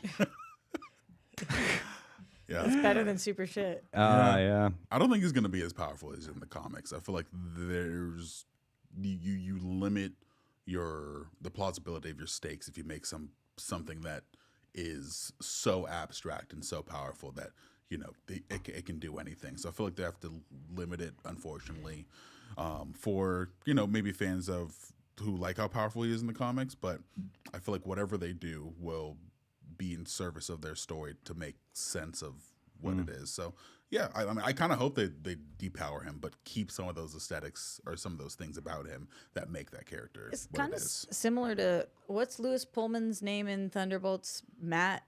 Bob. Bob Sentry. Bob. It's kind of similar to the Bob Sentry transition a little bit, where it's like you start with somebody. He's obviously not a baby, but like we think one thing going in, same thing that we're thinking with Franklin, and then we're about to see how powerful they can possibly be and have to work them off of a ledge to bring them back. Which that really worked for me there. Obviously, this is on a much bigger scale with much bigger stakes and a much longer run, but I like storylines of redemption. I like storylines where people are so emotionally invested in a character for a specific reason. Yeah. Yeah, that's true. I concur. Matt. Captain Forgot Bob. Captain Fernandez. Sentry, I think, could easily defeat Doom. Captain You think Fernandez. easily. Yeah, Sentry can easily defeat Doom. Saw Fantastic Four You really today. in this? Yeah, I mean, I don't know what level of skill Doom is at by the time we see him, but Sentry has like all the powers. But you think in this, that's what we're going to see happen? Likely. I feel like they're going to be really conservative with their use of Bob because of how powerful he is. I feel like they're not going to use him until until the third quarter, Maybe. fourth quarter. Captain Fernandez saw Fantastic Four today. You guys say F4 and it confuses me because there's a movie out called F1. I know. So I read Same F4. thing was happening to me too. Saw Fantastic Four today, enjoyed it. However, just like I felt with Superman, I can't help but think it would have benefited from being a little longer. This was Yeah. 155. When I was pulling, because I have to work on like gathering assets and stuff for these videos, I didn't realize how much was cut out. Yeah. There's so much in the trailers that was cut out. There's a whole like scene of Reed. It was one of the first scenes they ever showed us in the trailer of Reed and Sue showing some guy around their home.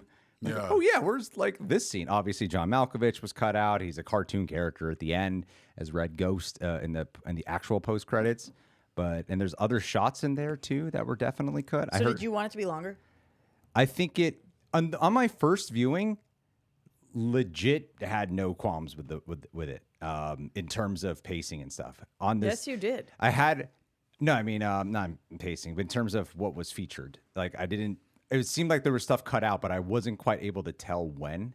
It was that feeling I had, but wasn't sure. Like, where's that thing? On a second viewing, I did find that this probably would have benefited from an extra like 10 to 20 minutes. I think that thing that I said about the second act, where I felt it semi-dragged, I felt it a little bit again.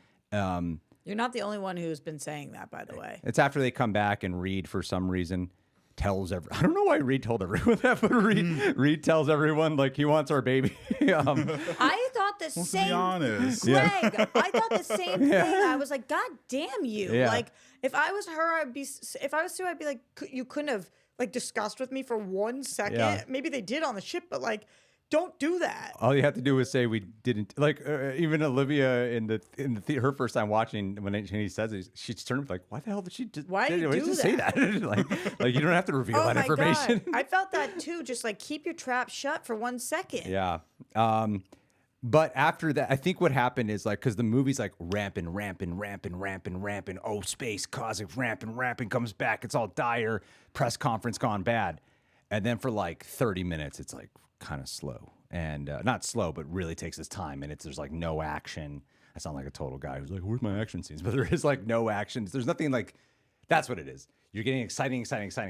And then that's where I felt like the pacing kind of dragged a little bit till the third act came Like in. even her speech. No, that's the thing. It's like there's a lot of moments and scenes that I absolutely adore, and I wouldn't really change anything about it, other than I don't know. There must be something here that maybe I felt that's probably why they trimmed it down, because I can imagine that was even longer. That would drag more, that yeah. stretch, and they probably felt there was a bit of a pacing problem there.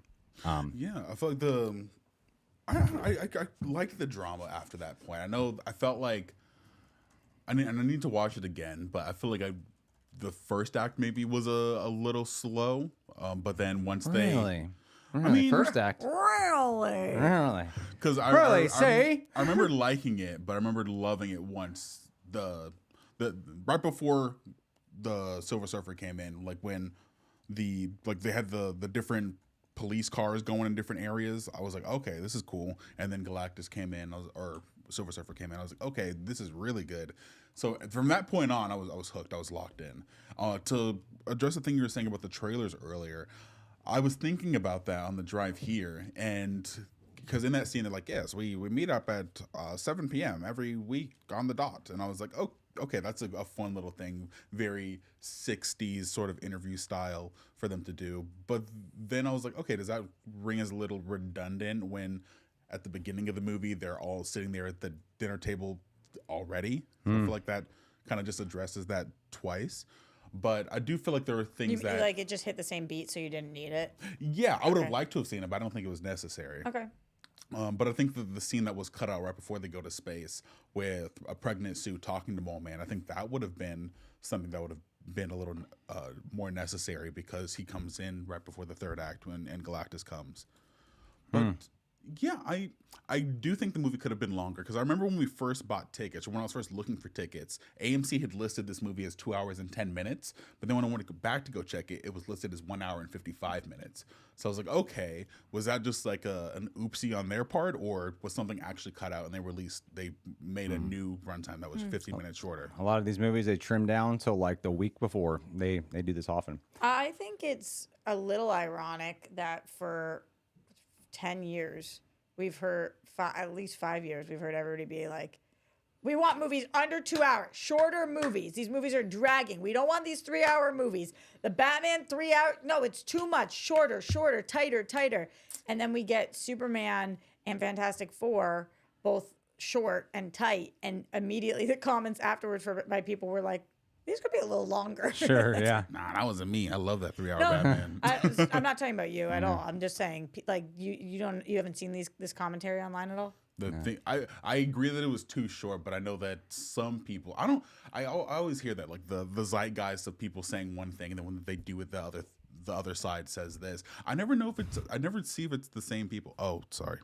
Oh, yes. Yeah. I was confused for a second. Yes, but to answer your question, whatever it was, yes. Good. Brandon T. Bernard, do you think people say the theater experience is declining because they are no longer an experience? I remember midnight showings of people in costumes for most of the early MCU and Star Wars. You know what? Do you mind if I talk on this first, guys? Go for it. Pissed. That's why I asked you, Aaron, about the theater experience to see what was it like on a Thursday night. Now, I went to a full IMAX screening at 12:30 p.m. So it's not an evening time, but it's still opening day, and it's jam-packed with everyone rocking Fantastic Four shirts. And you said the crowd wasn't that, like, Enthusiastic. responsive and stuff. And like they laugh at stuff, but there's not like cheering or clapping or whatever. Maybe there's a little bit more people who are like, let's just see how they do this. And it was the same thing for us at that 12:30 p.m. show, which by the way, fun story, got stuck in an elevator. What? It was awful. It was like 7 of us. For how Oh long? God. It was like 10, 15 minutes. What? But it was like 7 of us in this tiny elevator. That's happened to me before. And yeah, it was one of those things where right when we stepped inside, I won't say why, but right when we stepped inside, Olivia and I looked at each other like, I don't have a good feeling about this. And sure enough, when we went down, it got stuck. And You won't say why. no, I won't say why. It's that whole thing. But anyway, it was awful. Anyway, but the theater experience, what they're talking about here in this super chat, I don't see that much. I'm hoping Doomsday brings that back for the MCU. I didn't see Superman with an opening night crowd. When did you see Superman? I saw Superman on the 8th before it came out wide. I saw it at the Chinese Tuesday. theater. Yeah, Was the Tuna advanced crowd screening. like a crowd? Like they were super yeah. into it? Yeah, it was the advanced screening at the Chinese theater. Would you yeah. say that crowd was more like interactive than the Fantastic Four crowd? For sure, yeah, because this is a bunch of people that were super fans going in to see it like 3 days early. So, Oh, that's a it different was- context. But you would yeah. think that super fans are going night of to Fantastic Four. Yeah. yeah, but I feel like it was more of an exclusive thing because it's 3 days early. Sure. I think a couple of things on this super chat. Who sent this in? Brandon T. Bernard. Brandon, thank you for that. I think number one, and people are going to roll their eyes, but I can't not bring it up. Cell phones. Cell phones have destroyed so much of the movie-going experience for me. There was somebody on their cell phone at our screening, Greg. Oh, Did you? God. And somebody had to come over and talk to them about putting it away. They were literally just like this. Oh, someone actually told him to put it away? Yes. Thank God. Not somebody who worked at the theater. A person watching the movie Good. was like, "Can you put that away?" Full light like this. And I know that I was on my phone at the beginning of this. It's because I was doing social media, guys. Like, you can't just be in a movie theater like this. And anytime I go to a non-screening, there's never a movie theater that I go to where there's not at least 1, 2, or 3 people on their phone. It drives me nuts. It's super distracting. And it's not just that. It's in general, like the entitlement. There's people, I won't name names, but even in our space, that start recording things, recording their own reactions to things in the middle of a theater, thinking that you're experience matters more than my experience or anybody else's in the room. It drives me nuts. And it's not the same as when we were kids. And I know I sound like an old curmudgeon, but it's not the same as when we were kids and we would go to the theater and it would be like so peaceful and exciting and everybody was there to do one thing. Now people are there to check their Instagram. People are there. They bring in their own food that sometimes is like sushi and reeks and is old. And like people just have made it their living room. So that drives me nuts. That's number one. Number two is now we have so many more options. You can watch this at home. You can stream it. You can chill at home and have a great experience. TVs are so cheap now. Most people have at least a 40-inch, if not a 50, if not a 65. Like, if not bigger than that. People have nice screens for inexpensive that they can watch great content on and not be bothered by the people next to them. So for those reasons, I feel like it is a little different, which drives me nuts because I love the theater going experience, but it is changing. I don't know exactly. Etiquette would help a lot. No, I agree with you. It is my biggest pet peeve, and yeah, it did dawn on me, especially then, of watching it in the like. I pay attention best to movies in the theater, or when I'm doing a reaction at home. I actually struggle to pay attention now. The reaction experience is awesome. Yeah. Because there's no dual screening. It's like just two people who are super invested in something. Yeah, we're forced to pay attention. Yeah. Let's see here. Samil Badenfield, thank you again for being here. I was going to ask about how y'all feel about that random Pedro hate, but I didn't want to bring that negativity here. But if Roxy wants to spill the tea, here we go, Roxanne. Okay, do your so thing. For the people who don't know what this is about, Pedro Pascal has come out and talked about how he's a very anxious person. And one of the things that he does for his anxiety is he will touch people near him, like his castmates. There's been a lot of talk about this in his past with both female and male castmates, that he's a very touchy person on carpets, walking to events, etc.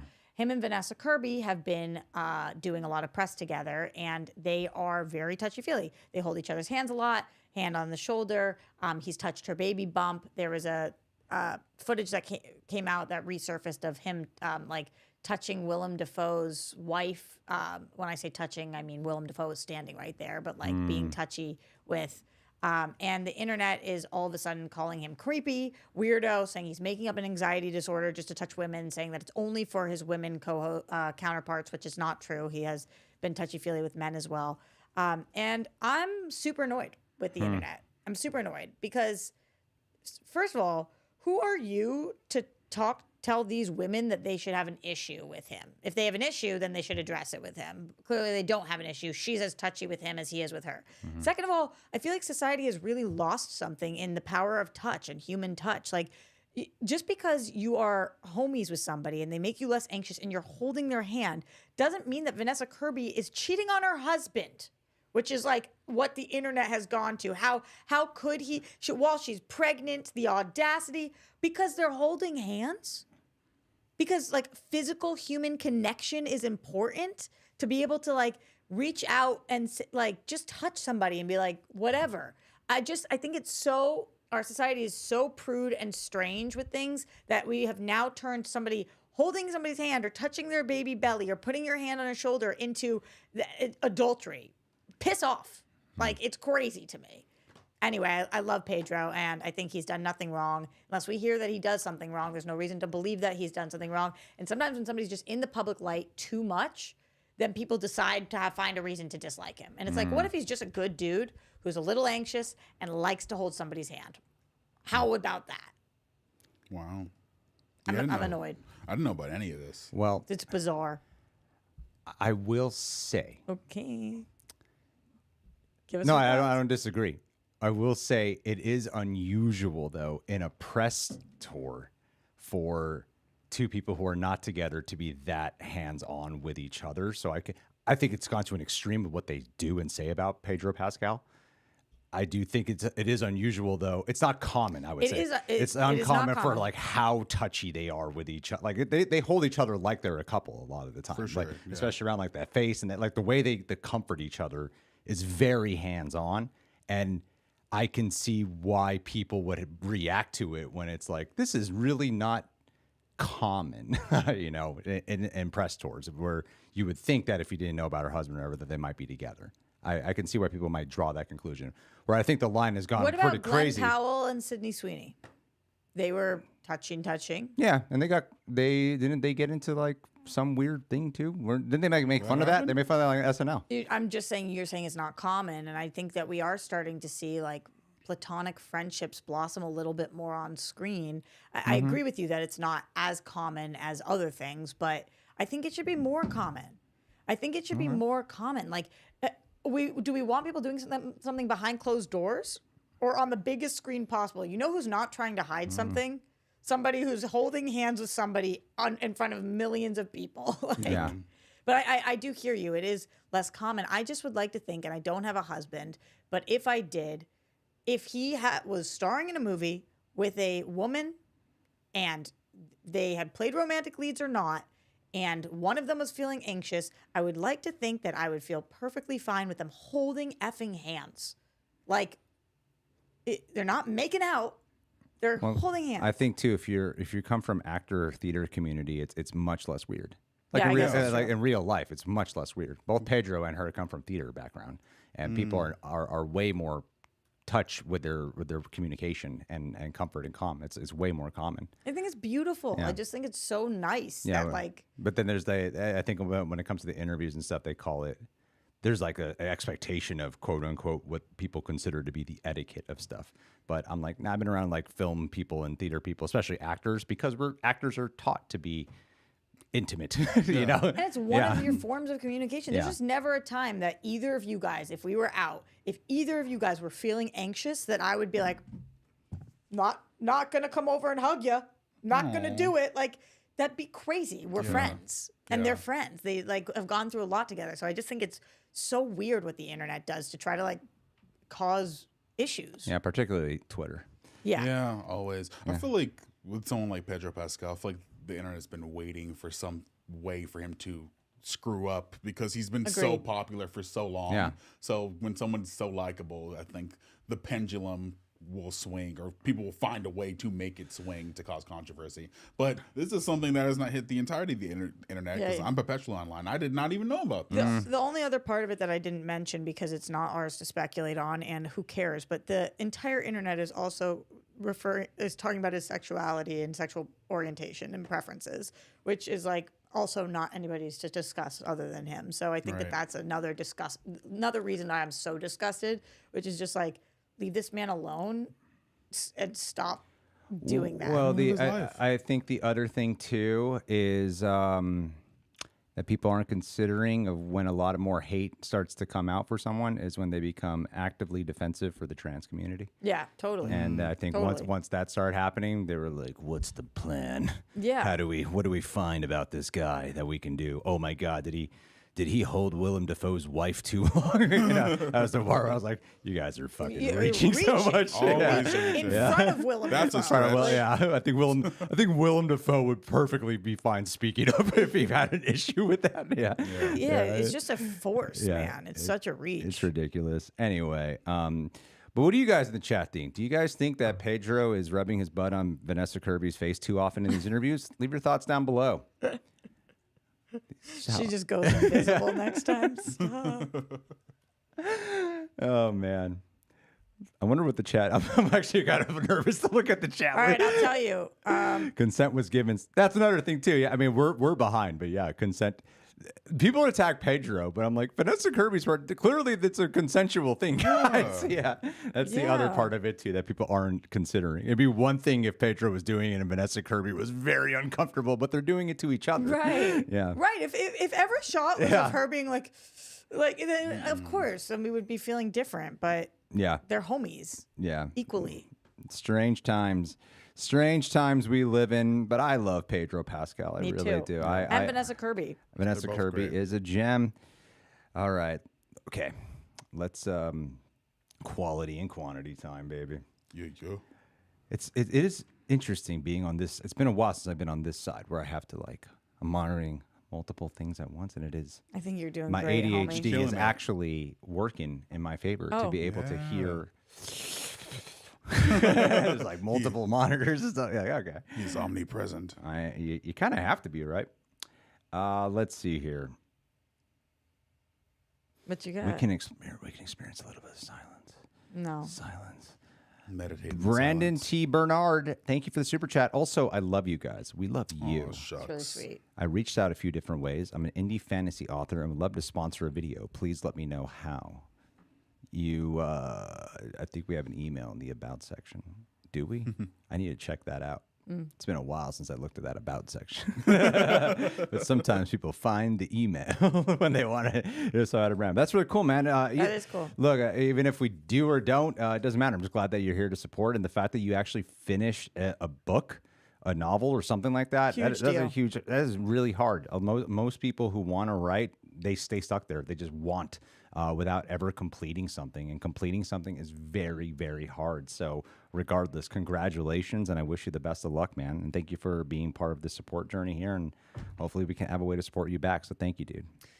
Speaking of support, to the 650 people watching live right now, are you guys following us on social media at Real Rejects? Oh, yeah, go please follow do us. I posted that we were doing this stream today. And we're always posting anytime that we're going live. Plus, there's tons of different content that you're going to like. And I think that we're crushing. John said he had a friend text him this week being like, oh, my God, I just saw this randomly and it's you. And people keep telling me that it's getting to people in all different spaces. So I'm stoked on that.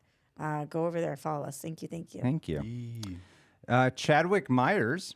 Thank you, Chadwick. Side note, I like that it was just a given that Johnny's clothes don't burn. Yeah. Picking the nit here. It's like, I wish there was like one line, but I just assumed that like all his clothes are flame retardant and that Reed made them for him in some way. It was like, it's been 4 years. I'm sure. Because Mole Man has that line, like, I didn't dress you. So I'm assuming that all his clothes are specifically designed by Reed. So that way he can just flame on whenever he wants. Yeah, you know what's also- an underrated Flame on. Yeah. an underrated shot that I love is when Silver Surfer first appears and Reed says Johnny, and then he goes into the air flame on, and then it tracks him from behind for a while as he's ascending to go to the Silver Surfer. It's You just were like, talking about that, I thought, when we first saw her, and then she goes up, and then he's there and gets pushed off the board. no, it's the first tracking shot before she comes down to the Times Square moment. Yeah, I just really love that. That was a cool moment. shot. The flame ons look really good. Did he, I don't think flame he was good. said it at all, did he? No, and he gives Ben so much crap about clobbering time. Yeah, he never said it once. In Yeah. the whole movie. Yeah. He They did. neutered him. Ruined. Can't even say flame on Flame on. because it's a reference to all the gonorrhea that he's accumulated in chlamydia from all the women he's slept with. I understand. It's dramatic. Yeah. now. Keep it pushing, It's dude. a monster movie. Don't get hung up on chlamydia. Pierre Jones. Pierre Jones, according to Superhero Hype, the character that Natasha Lyonne portrays in the film honors a real-life legend in comics. Oh, I have no idea who that is. Me neither. she wasn't Alicia Masters. That didn't bother me though. I love Poker Face. I loved Orange is the New Black. I love Natasha Lyonne. And I love a positive portrayal of Jews on screen. It's exciting to see that we went to a Jewish location, that that Ben in this iteration still is Jewish. And I was just stoked on this. Between this and Superman, just like having just like good old-fashioned American Jews. Fantastic Jews. It was cool. But I love Natasha Lyonne, and I would like to see a lot more of her in the future. And I'm guessing that we're going to. Otherwise, you wouldn't cast an actress like her. I like their chemistry. Yeah, me too. I like that she didn't. She seemed like she would date him. Yeah. Yeah. Yeah, she seemed into him, and Yeah. I was kind of like, what does that mean about? She's like, You know exactly what it means. no, I don't. Rock hard pounding, clobbering time, baby. You know no, what I'm but talking really, about. what does that look like? You know exactly what it. I'll draw it for you. No, oh, so you think, really, you don't think this is just like a mouth situation? No. I think it's like when two cats make love. It's really painful, but they have to do it. But it's one cat and one tree. It's not. What? Where are you going? Where's the tree? I'm just saying, if one of them's a cat, That's Guardians of the Galaxy. yeah, We're but talking about neither of them the are thing. cats or trees. I'm just saying, like, they're two different things. But you know what happens when cats make love? Do I want to It's know? like painful. It's really painful because they have screws under thingies. So it's like kind of scraping. That's why they're in pain when they're making. When they're They have having sex. screws. It's like these little spike screws. It's like weird, and then and that's why I was saying it was that because if the thing is doing it, You know, You think you'd have a spiky maybe member? rocky Yeah, but it's and not a two little cats. jaggedy. I don't think it's smooth. Maybe I'm you saying maybe he the shaves it. feeling might be equivalent to that. Okay, just like really realistically for a second, what do you guys think it looks like? Like, is it like one after another brick situation, or it's one long? I'm glad she played a legendary comic character, so we can dissect this. I will say, Please. I'm all. Are you going to I answer my like- question? Or no? What was your? Oh, about his. I think he does his little. You know how he did with his beard. I think he does that with his thing. Oh, and then kind of shapes. Shapes it like one. Yeah, it's malleable like that. But That's a good theory. hey man, whatever works. You know, you gotta play to whoever you're with. Anyway, I think that it would have been interesting if. Because the only things I'm really known her from are American Pie and Orange is the New Black. I haven't seen Poker Face, but I'm accustomed to her being, I guess, sort of have like a tougher kind of thing going for her. And I feel like this was against type for what she normally plays. Agreed. So I think it would have been interesting for her to kind of exude some of that being a smaller woman. So she's like, her character is tough, but her physicality is small. And Ben is a big guy, but his interior is softer because he's like seems more introverted. He's just a guy who likes to cook in the kitchen. So I feel like if they would have showcased that, would have been an interesting contrast for their relationship. But I feel like just that side of things was the most that probably got the most cut because I feel like the Thing didn't have as much personal stuff to do as the other ones. But that being said, what was there was nice. It was cute. Do you guys think we're ever going to see Ebon Moss-Bachrach's face again? Nope. Just his little eyes. And his little thing. No. What's your answer to it, Greg? Yeah, I think we will because I mean, in the comics, sometimes you're able to do stuff where Right. you can't see his face. That's why I'm and asking. I think they would do a version of that. That'd be nice. It would be really nice. I think there might be even something in Doomsday or Secret Wars in terms of complacency where they can tempt Ben with a prospect to maybe betray or join a side or something. Yeah, agreed. yeah. At least in flashbacks. I want him I'd to be be down. seen more. Chadwick Myers back at it. Thank you, Chadwick. Some of your and Coy's negatives are exploited in the canon prequel comic about their beginning, Mole Man, and establishing more of each character. Johnny has a self-started monthly mail fan club service. Yeah, there's like all these Easter eggs in the, especially in the credits of it. If you really pay, a lot of people go on their phones when the credits start in this movie, but there's a lot of really cool Easter eggs. And I caught that about the fan club service. And then Disney actually sent in something cool to us later on that had that. But I just got the, it's right over there. I got the prequel comic. Can't wait to read it because I imagine it's probably worth a lot of, if you guys want to read more comics, highly recommend the Marvel Unlimited app. That's what I read most of my Marvel comics on. When I say most, I mean like 99% of them. And it's pretty amazing. Absolutely love it. Read comics, people. Or watch Comics Explained. But read comics. Cody Bishop. In 1999, there was a Superman Fantastic Four crossover. This is part of the movement with DC and Marvel that I'm super excited about. I think with James Gunn in the DC seat and Kevin Feige and him being such close buds, I feel like in like 10 years' time we will get a crossover with Marvel and DC. But not in I'd be hyped for 5 that. years' time. We'll be getting a crossover. It'll be Is this a song? fun. No, And it there'll is. be love in the valleys It's the of Mr. the Terrific elephants song. too. And there'll be Oh, put yeah. your I hands told in you I didn't mine know what and that you'll song see was. Through, and there'll be love. You said in 10 years' time, and that song is called 5 years' time, so Yeah. it was relevant. Had you heard that just didn't song before the movie? Yeah, and that's why I didn't. It's the only thing that didn't work for me in the movie. Really? Yeah, I know the song like the back of my hand, and so it was it so doesn't have that vibe for me. It has like beach with my ex vibe, so Sure. it's a personal problem. Al I Rencha. never heard it, so it worked. That's funny. Al Rencha in the chat is saying Greg is right about Pedro dry humping Vanessa. Aaron, I know you haven't been catching up with it, but it's all true. Dang. He is dry humping left and right. Like a, And just up like a and dog. down. Who wouldn't let Pedro dry hump you? I would. It's Pedro Pascal. I certainly would. I wouldn't let him go further, but a dry hump is a dry hump. I Yeah, would. he's a I would kind let him gentleman. go further. I know. Yeah. I'm secret. My right leg's for you, Pedro. Alexander Rivera. Hey, bud. This movie was awesome. Definitely my favorite of the Fantastic Four movies. The family aspect is so strong, unlike previous adaptations where they barely felt like co-workers, let alone a family. Yeah. Okay, so let me ask you guys a controversial question. Hit me. Get ready. Things are going to get explosive here. Is there anything in the previous Fantastic Four movies that you thought they did better than this one? Some I felt like we didn't get a lot of Ben's backstory or like emotional arc. So I don't know that would have been better previously as much as I'm looking forward to the future of that with this, because there was parts of different iterations of Ben that I've been more attached to because I felt more for him. Like here things seemingly were going deep pretty well. Like Natasha digs him, like he has a love interest, and like he seems to not like have too many qualms with what happened to him. And that can't be true, right? So I did miss some of the tension between Johnny and Ben's relationship. I think some of it was there, but it was significantly dialed back because they wanted them to be more unified. But if we got to see some of their more contentious aspects of their relationship, I think it would have been really great. And I feel like they did that really well in the previous iteration. we have time. We do. Yeah.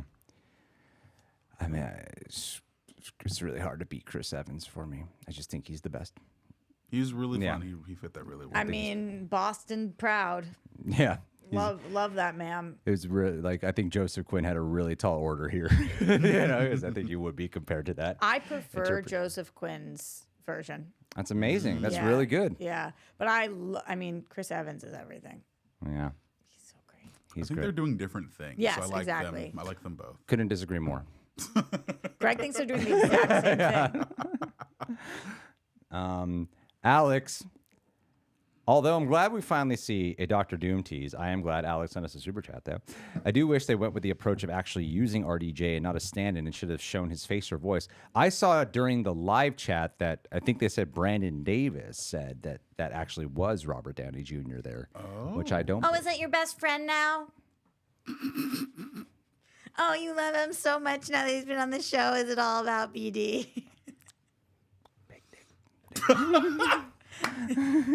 I wonder if he's heard that before. Of course he has. What else would be? I think that's why he goes by BD. He knows. He knows what. That's a lot to live up to. He knows Go what by he's BD. planting in people's That's a brains. lot to live up to. Imagine It's like- you hear that and then you get down there and you're like, LD. I gotta imagine it. LD, yeah. No, actually, if it's called LD, that's even worse. no, that's better. It's why I used to always want people to refer to me as Chunk before they met me. And then I walk in the room and your expectations are low. Oh, And then yeah. I walk in and they're like, oh, not too bad. That's such a Larry David moment you just had. Yeah, he is one of my idols. My feet are so asleep right now, and we didn't bring in my pillow thing. I'm dying. Keep going. I'm sorry. You want some Tiger Balm? Although I'm glad. Okay. Yeah. I heard a rumor that actually won't. Oh, actually, no. Right here. C Black. It was in the live stream chat. C Black said Brandon Davis said that was RDJ in the post credit scene. Shakman told him during an interview, saving the reveal for Doomsday. That's shocking. It's That's more shocking. shocking that they wouldn't Yeah. have him there. They wouldn't show him. That's Right, a big pop. right. Why That's would you why not it's use it? It looked like a stand-in. It really did. It really did. That's shocking to me. At least show his eyes or something. Like, Do you think just that's a line true? of dialogue. I think no. I don't know. Maybe there's a version with it, but I think the big question that it comes down to is his face going to be scarred or not? And So that's why you think that they didn't. I don't think his face is scarred, and I think that would have let everyone in an uproar if his face is Okay. not scarred. Okay. You know. Do you think it's not going to be scarred because it's RDJ? You've read Yes. more Doom comics than me, so I know that there are some iterations where like he scolds it to his face, and some iterations where you believe he's horribly scarred, but it's really like something very minor. But he just is so vain that he masks himself. Which direction do you feel like they're going to go with that? Well, he just said he didn't think he's going to be scarred. Okay, I So think I think neither. I think if I were to make a theory right now, I think he was scarred and Franklin healed his wounds, and that's why he was touching his face. fair, okay. fair. He's rubbing ointment in it. Yeah. Just like it hurts. Yeah, Franklin didn't use his powers. Neosporin. He used doctor medicine. That Doctor Doom did not get his hands on. Breast milk. Breast milk would be amazing. That's what Pedro's drinking during the entire No, it's press supposed tour. to heal a lot of wounds. No joke. Yeah, it's just healing his anxiety. Oh my god. Jesus Christ! Don't be Rubs it part of in. the problem. Listen, I will gladly solution. contribute to the problem. In musical misery, trying to figure out the choral chant lyric for Galactus Silver Surfer Suite and the light speed of your life. Is it in Latin? Roxy, you should have the answer to this question. You know, you're supposed to be an expert here. Is the chant lyrics for the Galactus Silver Surfer Suite and the light speed of your life song, is that in Latin? No, There you go. it was not in Latin. There you go. You have your answer, people. You know Latin? Yeah, she speaks perfect Latin. I don't speak perfect And- Latin, and but Jewish? I did take a couple years of Latin prior to the SATs. Mm-hmm. So it is possible that they were using that as part of an origin, but they wouldn't have. I don't think that this movie would have made an the entire language that we don't know is Latin. That doesn't make sense to me.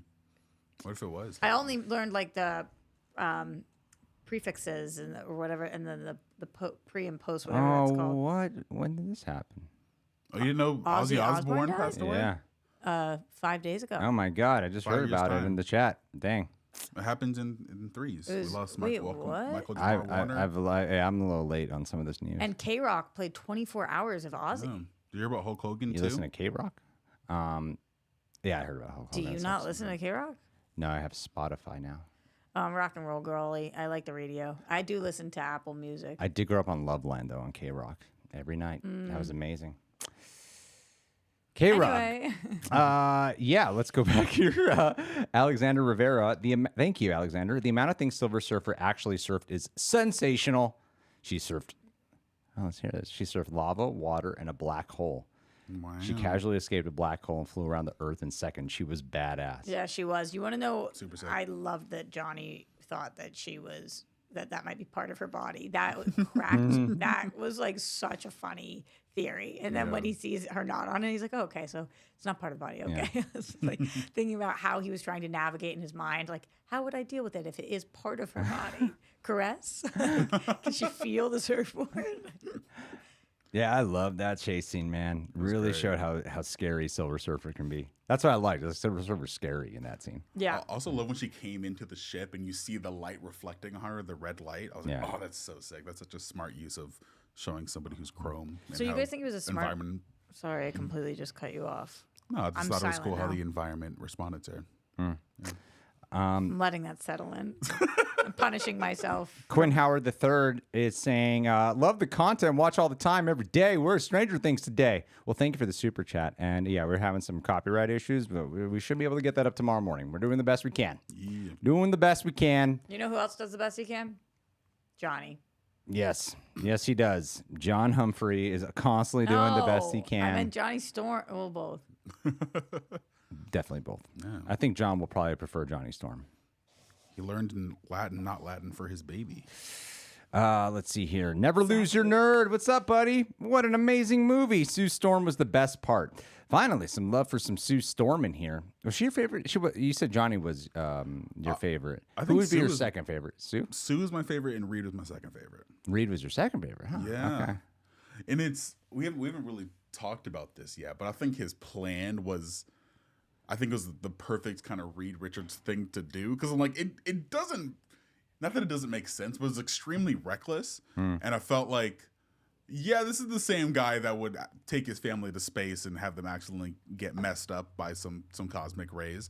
But cause like Galactus made her go into labor by just looking at her, and I'm like, you don't want to like think about this a little more? Just like, yeah, we're gonna have him go in this thing, we're gonna use our baby, do an old switcheroo, and then that's how we're gonna trap him. I'm like, you don't really know a lot about Galactus. Are you sure that this is the plan you want to go with?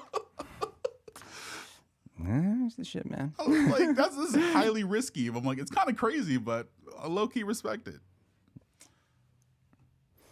Let's just be silent. All right. I think after every time Aaron talks, we should just be silent for like 10 No, seconds. I just decided I'm never cutting you off ever again. So I was waiting till the end, and then maybe you had another thing to say. I don't know. It could have come to you in like 4 seconds. So I was just waiting, just letting it simmer. I've been sitting, Marinate. waiting, wishing you believe in superstition. I know that song.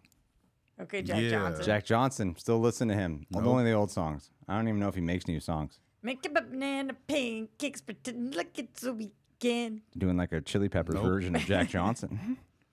That's what it sounds like to me. All right, Greg. What happened, dude? With what? What's the next question, dog? Dude, I Yes. fucking got this shit, homie. Clearly. Brett TL. Do you guys think this F4 cast will get a second movie, or will it just be continued, ended in Doomsday Secret Wars? Long-time listener, first-time super chat. Oh, thank you, Brett TL. This also reminds me, I bumped into a guy named Max yesterday at the screening, and he's like, hey, big fan of Real Rejects, watch the podcast all the time. When people say the podcast, it makes me so happy. Shout out to Max. Shout out to Max. Maxie. I hope we get more that would kind of suck if we only get them in the crossover movies, but we don't you get. think This there'll is be their trilogy. Do you think there'll be Fantastic Four too? Yeah. think so? I'd be surprised if we don't get another one. And this one looks to be like a big hit, right? Is it tracking well? I think it's tracking pretty well, right? Yeah, I think so too. Their sequel's a soft reboot because it's going to be in the main MCU. Because it's not going to be retro 60s anymore. But you do think that it will be Fantastic Four too?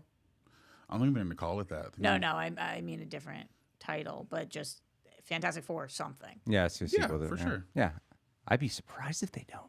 Yeah, people seem to really love them. Is it so. tracking well? Fantastic Four, Second Steps. Yeah. Yeah, you should write for Hollywood. Geek Factor. I think F4 has a great message for every new mother out there. All right, let's hear it. When your baby needs you, it won't even let you be dead for more than a minute. Love you. Accurate. Yeah. Accurate. Did you notice fake baby a lot? Oh, yeah. I called it out to my girl when we were talking. I'm like, that's a very CGI baby. Yeah. Big Baby's hands were struggling. Yeah. The hands were tough. When it was the one part that was kind of pulling me out of the moment when Sue's supposed to be dead. It's like they would cut to like Franklin crying. I'm like, that baby's not there. What the hell's going But on? I would rather that than them use a baby. I think make a baby cry. Okay. Slap the Yeah. kid, roll the camera. He'll never know. He'll never remember. Slap the kid. Slap Scream the at the kid, baby. roll the camera. camera. Although the Put it first on a time, shirt, Greg. See if that sells. the first probably will. The first time, like when Pedro's just holding the baby and then they're pushing Galactus into the teleportation, that looked real when the baby was crying. But it was more when Sue was dying. Well, at some points the baby was real, right? Yeah, definitely. I'd be surprised. I mean, some of those, if it was fake the whole time, then they Some deserve a of lot them of are really credit good, yeah. because a lot of those were definitely real. In I thought they were very tasteful with the amount of like pregnancy gunk on the baby when she pulled it out. It was like a little bit, had a little bit of stuff on it. could but use not more too blood. much.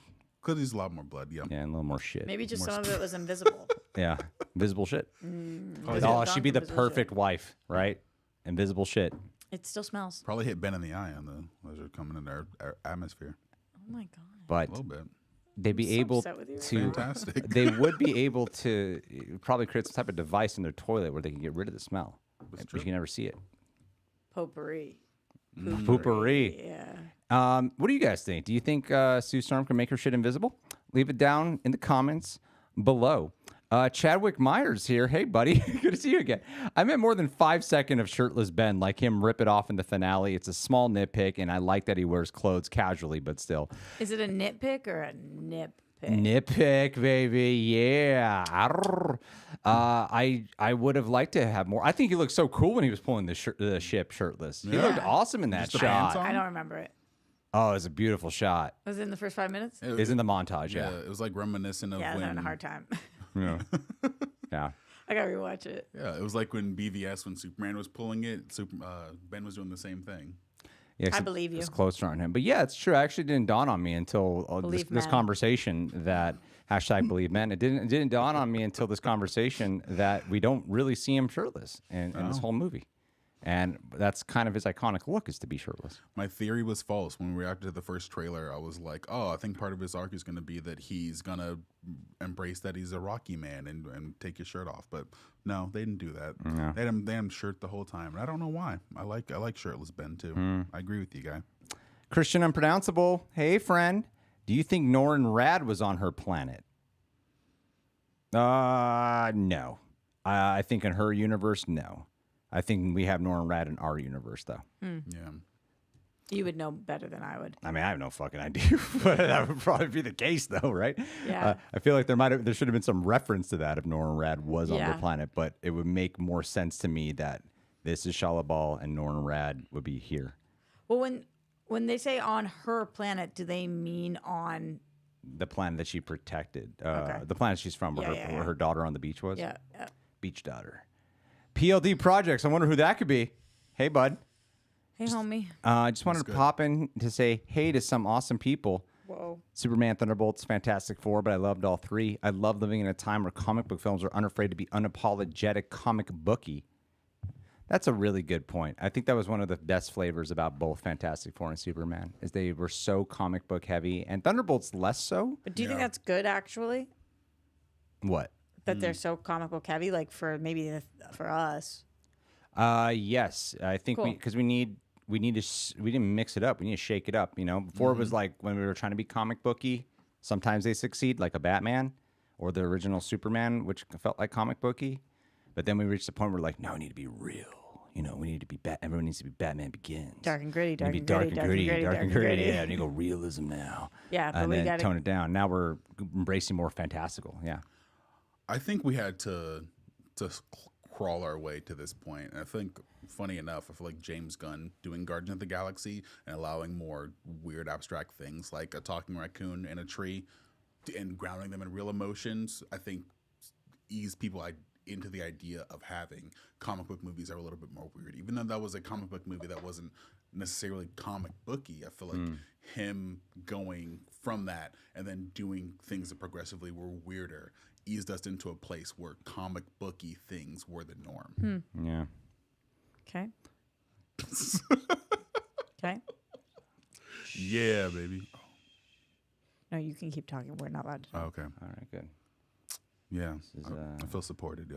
This is great. That's what I was hoping for. That's what we were hoping for, buddy. My foot is so on fire Why? What's wrong because with that? you don't know what it's like to not have your legs touch the ground for hours. Get you, like, a You sure you don't want this tiger bomb? That will not help. Keep going. Why don't you call? We're at 2:30. Keep going. All right. Here we go. Here we go. One more is. time. Drake Kinham. I really like the movie, but I do feel like the Galactus backstory wasn't explained well. All I took from it was I'm hungry, which was underwhelming to me. Yeah. I hope for more from his story motive. I feel like that works for the film, though, because you don't want to give away too much. You have that mysterious Paul cast over. That way it lends itself more to I don't know what to do on how to defeat this thing that I don't know much about. I think it actually adds to the stakes so you don't really know what his backstory is. I agree with you. That's something that I said right after watching the movie was that I think that they put a perfect amount because I think we're so obsessed with knowing why villains are the way they are. Yeah. And I think we'll obviously get to more on his story, but good enough. I'm hungry. Yeah. Give me your baby. Yeah. Like I totally understood what he was asking for. It wasn't confusing. Yeah, I liked her line, Silver Surfer's line of like, he doesn't want, he feeds. And I'm like, yeah, I'm hungry. I'm gonna eat your planet. I don't want your baby. Yeah. Give me that baby. And I was cool with that. All right, guys, going to give a heads up. In 2 minutes, we are going to disable the super chat so no one will be able to contribute more. But thank you to everyone who did already. But we will make sure to continue and go through the rest that we have definitely got here. And I'm seeing you guys in the chat. I know we're a few minutes behind. Slap the kid. It's catching on, Roxy. Slapping Yes, the it is so Slap catchy. that kid. Slap the camera Slap roll. that Kid, kid. slap that Slap kid. that No, kid. don't slap the baby. Fine, don't slap the baby. Hashtag slap the baby is Hashtag trending. slap I'm the baby. so afraid. If we should make hashtag slap the baby trending on X. Yeah, I see you guys in the chat. If you're here, please leave a like. All right, here we go. Rick Alt, my favorite little cameo detail was the two guys looking out the comic book shop when Silver Surfer arrived. Oh, that's cool. Beautiful tribute to Jack Kirby and Stan Lee. Loved the movie. 10 out of 10. Herbie was my MVP. We haven't talked much about Herbie. Who wants to go first? Someone give 30 seconds. Quick thoughts. Aaron. Herbie was cute and it was awesome. He reminded me of Wally. And yeah, you need more Herbie in my life. Wow, way to bring the enthusiasm. Roxy. I liked Herbie also, and I felt bad for Herbie when just like having to watch Franklin and then get demoed as Galactus comes through. Like Herbie didn't stand a chance. But yeah, I think purpose served. Did Herbie lived, right? We saw Herbie again? I don't know, but don't he know. did get rocked. Because so I was paying. Herbie didn't get a death scene, but when I was watching the second time, I can't recall if we saw Herbie after yeah, that but scene. even I if don't he's think even if so. he's demoed, he's still fine. We don't know that. That depends on your definition of what a robot is. What if the memories of Herbie are now gone and it's lost all those memories? It's not how it works That could totally be how it works. with a robot. Yes, if a robot Did is you becoming just AI. watch the Apple sentient. TV Yeah. series? I mean, it depends on the kind of robot They're that it always is. backed up. Like your digestive system. That's facts, man. Ooh, bowels Yeah, It's that's disrespectful because it's true. plugged up. I I'm am sorry. always. Get well, some you know body who's not Drano. backed up? Our super chats. They're definitely backed up, actually. Mike Joyce. Hey, Mike Joyce. Late. Sorry if I already mentioned. Too bad Avatar is coming out this year because that black hole sequence alone would have earned F4 a visual effect Oscar. I definitely didn't react to it when it accidentally went online. But yeah. Yeah, but Avatar's got that on lock. You right? I cannot wait to see that new Avatar movie. It's weird. Like a lot of people love that first Avatar, and then the second one came out, and people were like, I don't know, I'm kind of over this. And I'm like, wait, I'm way more in. I love that one. I like second one way more than the first. You guys like those Avatar films? Yeah, I'm It's into okay. it. No, I'm into it for sure. I was like, Yeah. I didn't. Is Avatar spoilers? Something happens to the third act, and I was like, I don't think we got enough of that for me to be invested. The trailer didn't get me too hyped. I was like, all right, cool, number 3. But maybe the third one will change my tune. They just when it look comes so out. sick, man. It's just like visually, if you're a little stoner child like me, there's nothing about seeing Avatar movies that isn't exciting. Yeah, it's beautiful. Yeah, they Looks just like the look cool. best video game ever. Charles Smith personally hated Superman. What? Well, now I take personal offense to your opinion, but liked F4 a lot. I think it's the best Marvel film since Infinity War. Whoa, didn't say since Endgame. Would you call this the best one since? What was your favorite Way one since Home. No Way Home's your favorite amongst the ones since Endgame? Okay. Yeah, I think so. I think No Way Home, like Superman, is a messier movie, but I think I like it more than this one. There's just so many fist pump moments in that movie where you're just like, I've been waiting for this my whole life. Yeah. Like, I still And all the think, hype around it too. I prefer Thunderbolts over Fantastic Four. Really? Yeah. but since Endgame, I mean, yeah, but I think even in Fantastic Four comparison, I think Thunderbolts actually. but you're saying Thunderbolts is your favorite movie since Endgame, MCU movie? I'd probably say that. Yeah. Oh. It was very good. Event cinema though. No Way Home definitely was event cinema don't in know. my mind. And it's weird for how many movies are in the MCU. I feel like this is one of the few that feels like a superhero movie. Like they're saving people on a grand scale, but they're saving people on a small scale, and it embraces the weirdness of comic books. So I think this is top tier MCU for me. Yeah, I think me too. I liked it more than Thunderbolts because I have my reasons. It's not a Thunderbolts review, but yeah, that's how I feel. All right. Well, your feelings are wrong. Malik, I didn't say that. I think your feelings are awesome. thank man. you. Thanks, yeah, they're Roxy. okay. got you. Thanks for the support. Feel differently is what I say. Just got home from watching Fantastic Four and I enjoyed it. I'm curious to see how the team factors into Doomsday. I love how they give him much away, but I needed more after that mid-credit scene. So hyped. I will say though, even though for us it's pretty predictable that it's probably a Doom in the post-credit scene. I saw some people in that theater pretty pumped. Yeah, Some people were pretty pumped. They were really, really excited. I'm happy for them. You don't have the burden of knowledge and being in the loop of the news. That's fair. Stay that way. Hold on. I'm turning off. Disabling super chats. Malik, you got the last one in. Congratulations, Malik, of that one. Robert Pursuer. Hope you guys are having a weekend. Yes, we have made it to Saturday. Yes. We are having a weekend.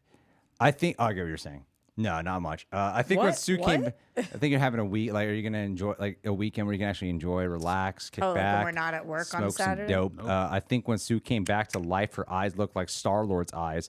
She was getting hit with the cosmic, I believe, which would make sense. Star-Lord ego, when it was showing his power in Guardians of the Galaxy 2. Her eyes had that same purple starry look. Yep. I think that was very intentional, and I believe you caught on correctly, Robert. yeah. Power Cosmic.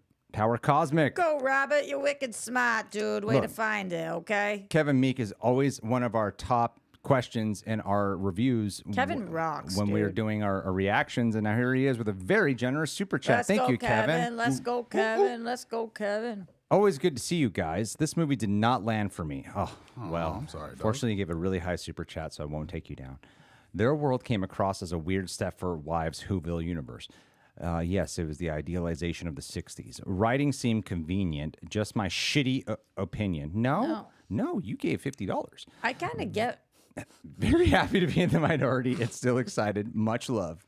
If you don't vibe with this dynamic and the 60s, the Jetsons, like if that's not your vibe, then you're not going to love the movie. Yeah. And with the convenient note, that was, as you heard me say to Aaron earlier, that was my one like kind of qualm with this movie, was that everybody was just kind of like going along with things. Like, oh yeah, no worries. Cause I felt like they didn't have time to have actual tension there. I happen to love the aesthetic of this, but I think it's completely valid for this movie, Superman, any movie, to just say you don't like something is totally fine. And I'm glad that you still like that other people liked it. That makes you a normal person. Well, can I ask you in a similar vein, did that bother you in Superman when people were like, oh, screw Superman, his parents are bad. And then at the end, they're like, oh, we love Superman again. But I feel like that's true to society, where people like are, released the Epstein files, and then now we're finally turning on you because you didn't really like. People change their mind drastically, so I thought that was more realistic. How many people turned on Superman so fast? They didn't turn on Fantastic Four so fast, and they're being told to go underground, and they're like, "Yeah, word." So it didn't play the same. Coming to eat them. Yeah, totally. I would do that too. But think about this world. You really think everybody's going to just do that? You don't think that there are tons of people who'd be like, I don't trust you. I don't believe you. You're a liar. I'm not taking the vaccine. Yeah, we don't have time for that. I know. For sure. That's why it's a nitpick, right? Yeah. But that was... Hold on. Herbie is alive. He is. Because he's in the post-credit scene. Oh. Oh, yeah. But they might have had to put him back together. Yeah. 4 years later, let's go. Thank you, chat, for reminding me. Totally forgot that he was there. Totally slipped my mind. Thank you. Only a few more. For you more here, and then a super chat, Streamlab, and then Roxy leaves swearing at me. Droopy McCool, my bad. McCood. Look up the clip of Pedro caressing Willem Dafoe lady. Not cool. He's done more than hold hands. It looks like a pattern. This combo seems one-sided. What? I challenge some of that. For which side? Combo seems one-sided that we're not exploring the possibility that Pedro is indeed a creep, a pervert. That's why he's Just because we don't agree with you doesn't mean it's one-sided. That's hysterical. That's how Pedro's made it this far. I already referenced that video. Perverted his way to the top. Do you want to see Sue Storm get wooed by Namor in this new movie? It seems like Sue Storm said. Vanessa Kirby talked about this. Did she really? Yeah. She was like, it's exciting. And Pedro, I saw this interview. Pedro was just like, stop bringing up Namor. Yeah. That's so funny. He's like, I know you want Namor. She's like, no, you're my first. Like, it was really cute them talking about it. They know what they're doing. They're building hype. Yeah. They'll both woo her with Spanish at the same time. I mean, Oh, yeah. Listen, the worst things have happened. all right. PLD projects. People who are getting pissy about it honestly have no right to do so. Until we hear something and it's non-consensual, it's between Pedro, Vanessa, and their significant others. Look what you've done, Roxy. Look what you've done. You've made us get more engagement. Thank you. More money, Thank more you. people. We disabled the super chats now. You did that on your own. I know. Well, we have to go. I know. People who are getting pissy about it also have no right to do until we hear something is non-consensual. Yeah, that is true. I just don't understand in a world in which like this is taken like, oh no, it was on camera. Well, who's Vanessa Kirby's husband? I don't know actually. Because, they could also be polyamorous, and it's not a big deal, This too. is true. Yeah. Or they could be He looks just like monogamous Pedro, actually. and they're just touching somebody's hand. But if they're polyamorous, it's more forgiving for even these people who are so mad at Pedro for touching his co-star. So weird. Kevin Meek, on a similar note, rest in peace, Ozzy. Big one for me. Sucks, man. I didn't know that till the stream. I'm so bummed for you. I wish you never found out. Yeah. That sucks. And he just went on his final tour. He raised like $190 million for Parkinson's. Wow. And just like What a way to go absolute out. gangster. It's real sad. What a way to go out. Like a metal star. Yeah, it was wild. Him, Malcolm Jamal Warner passed on the 20th, Ozzy passed on the 22nd, and then Hulk Hogan passed on the 24th. There's another one, right? No, they Hulk say Hogan. No, there's someone else who passed. I can't remember who. I don't know. Okay. I'm forgetting. But yes, rest in peace. A lot of deaths this week. Really awful. Yeah. Transition this. What are Yeah. you gonna Oh, do no, here? just watch. But thank you for the super chat on Red TL. Do you guys think we get a Doom versus Loki scene in Doomsday? Oh, yeah. Loki is coming back. So we're going to have Sentry in there, Loki. But isn't Loki, like, where's Loki going to go? I have no clue. Isn't this Homeboy is a packed stuck? movie, dude. Yeah, can we just rewrite the story or something? I forget what Loki can do with those power sets now that he's at. But yeah, I don't think we'll get that fight scene. Although it would be kind of cool. Maybe because people are obsessed with Loki. RDJ posted a photo today of Iron Man versus Doom. What? And I think we have a whole Comic-Con some going people on. are concluding that is a tease that we will get the return of Robert Downey Jr. as Iron Man and People he will have fight predicted Doctor that. Doom. No, this is when they soft launch their new Iron Man for their new MCU. Just with a yes or no, do you guys want that or no? Yes or no? Tony coming back? Yeah. Against Doctor Doom. I wouldn't be mad if it's another universe as Tony, not if it's this universe as Tony. So yes, I wouldn't be mad at it. I'm for it. yes, Yeah. yes or no? No. Okay. I don't think he should come back as Tony at all. I think we have to, especially when Kevin Feige's out there being like, one day we will recast all these people. It's like, well, then you really have to Commit to that. keep us, not remind us of him as Tony Stark as at all costs. Then, Only if it's Iron Man with an actual alcohol problem. That's the only way I'll accept it. yeah, I like alcoholics. Alan Smithy, It was a weird moment from both of you. hey rejects, you gonna react to Happy Gilmore too? Man, you should put your notification bells on because Aaron, John, and Andrew, their reaction to it went up this morning. I was supposed to be on that. I know, but Andrew cried. I know. And so I was like, fine. I know he sent me a text about it. I was like, no worries. Dude. I love that guy. He can do no wrong. Did you watch it? I haven't seen it yet. No, I haven't. I've heard that it was, and tell me if this is right or wrong. I've heard that it's awful and so lovable. What? Lovable, yes. Awful? What did you guys smoke, dude? I don't know. I haven't watched it. A lot of people. I loved it. Audience That was is great. It's Adam Sandler. Yeah. I'm a diehard Adam Usually Sandler fan. people with like the opinions don't like him, but audiences love his movies. There's not a Honest- movie that I've written that I haven't written him into. I love that man. Honest, short opinion. If you like the first one, you'll likely like the second one. It's just a little bit more stuffed, but I feel like it has more heart as well. If you like the first one, are there people who don't like the first one? Yeah. I don't know. That'd I be just saw the first one crazy. recently, like What? a year ago. I reacted to it. Oh, that makes sense. Checks out. Malik is the last one of the supers. I was also excited to see Sisu finally show off her abilities. She's the strongest on the team, and the movies never did her justice until now. No more nosebleeds or her yelling, "I can't hold it." Sisu was a movie I reacted to on this channel. It's one of my favorite movies I ever reacted to. That was a great time. I remember It's a that. real movie? Yeah, yeah. Sisu, Sisu, Oh yes, I remember that movie. Yes. foreign language film. Not good. relevant to this, but you said Sisu. That moment with the power sequence.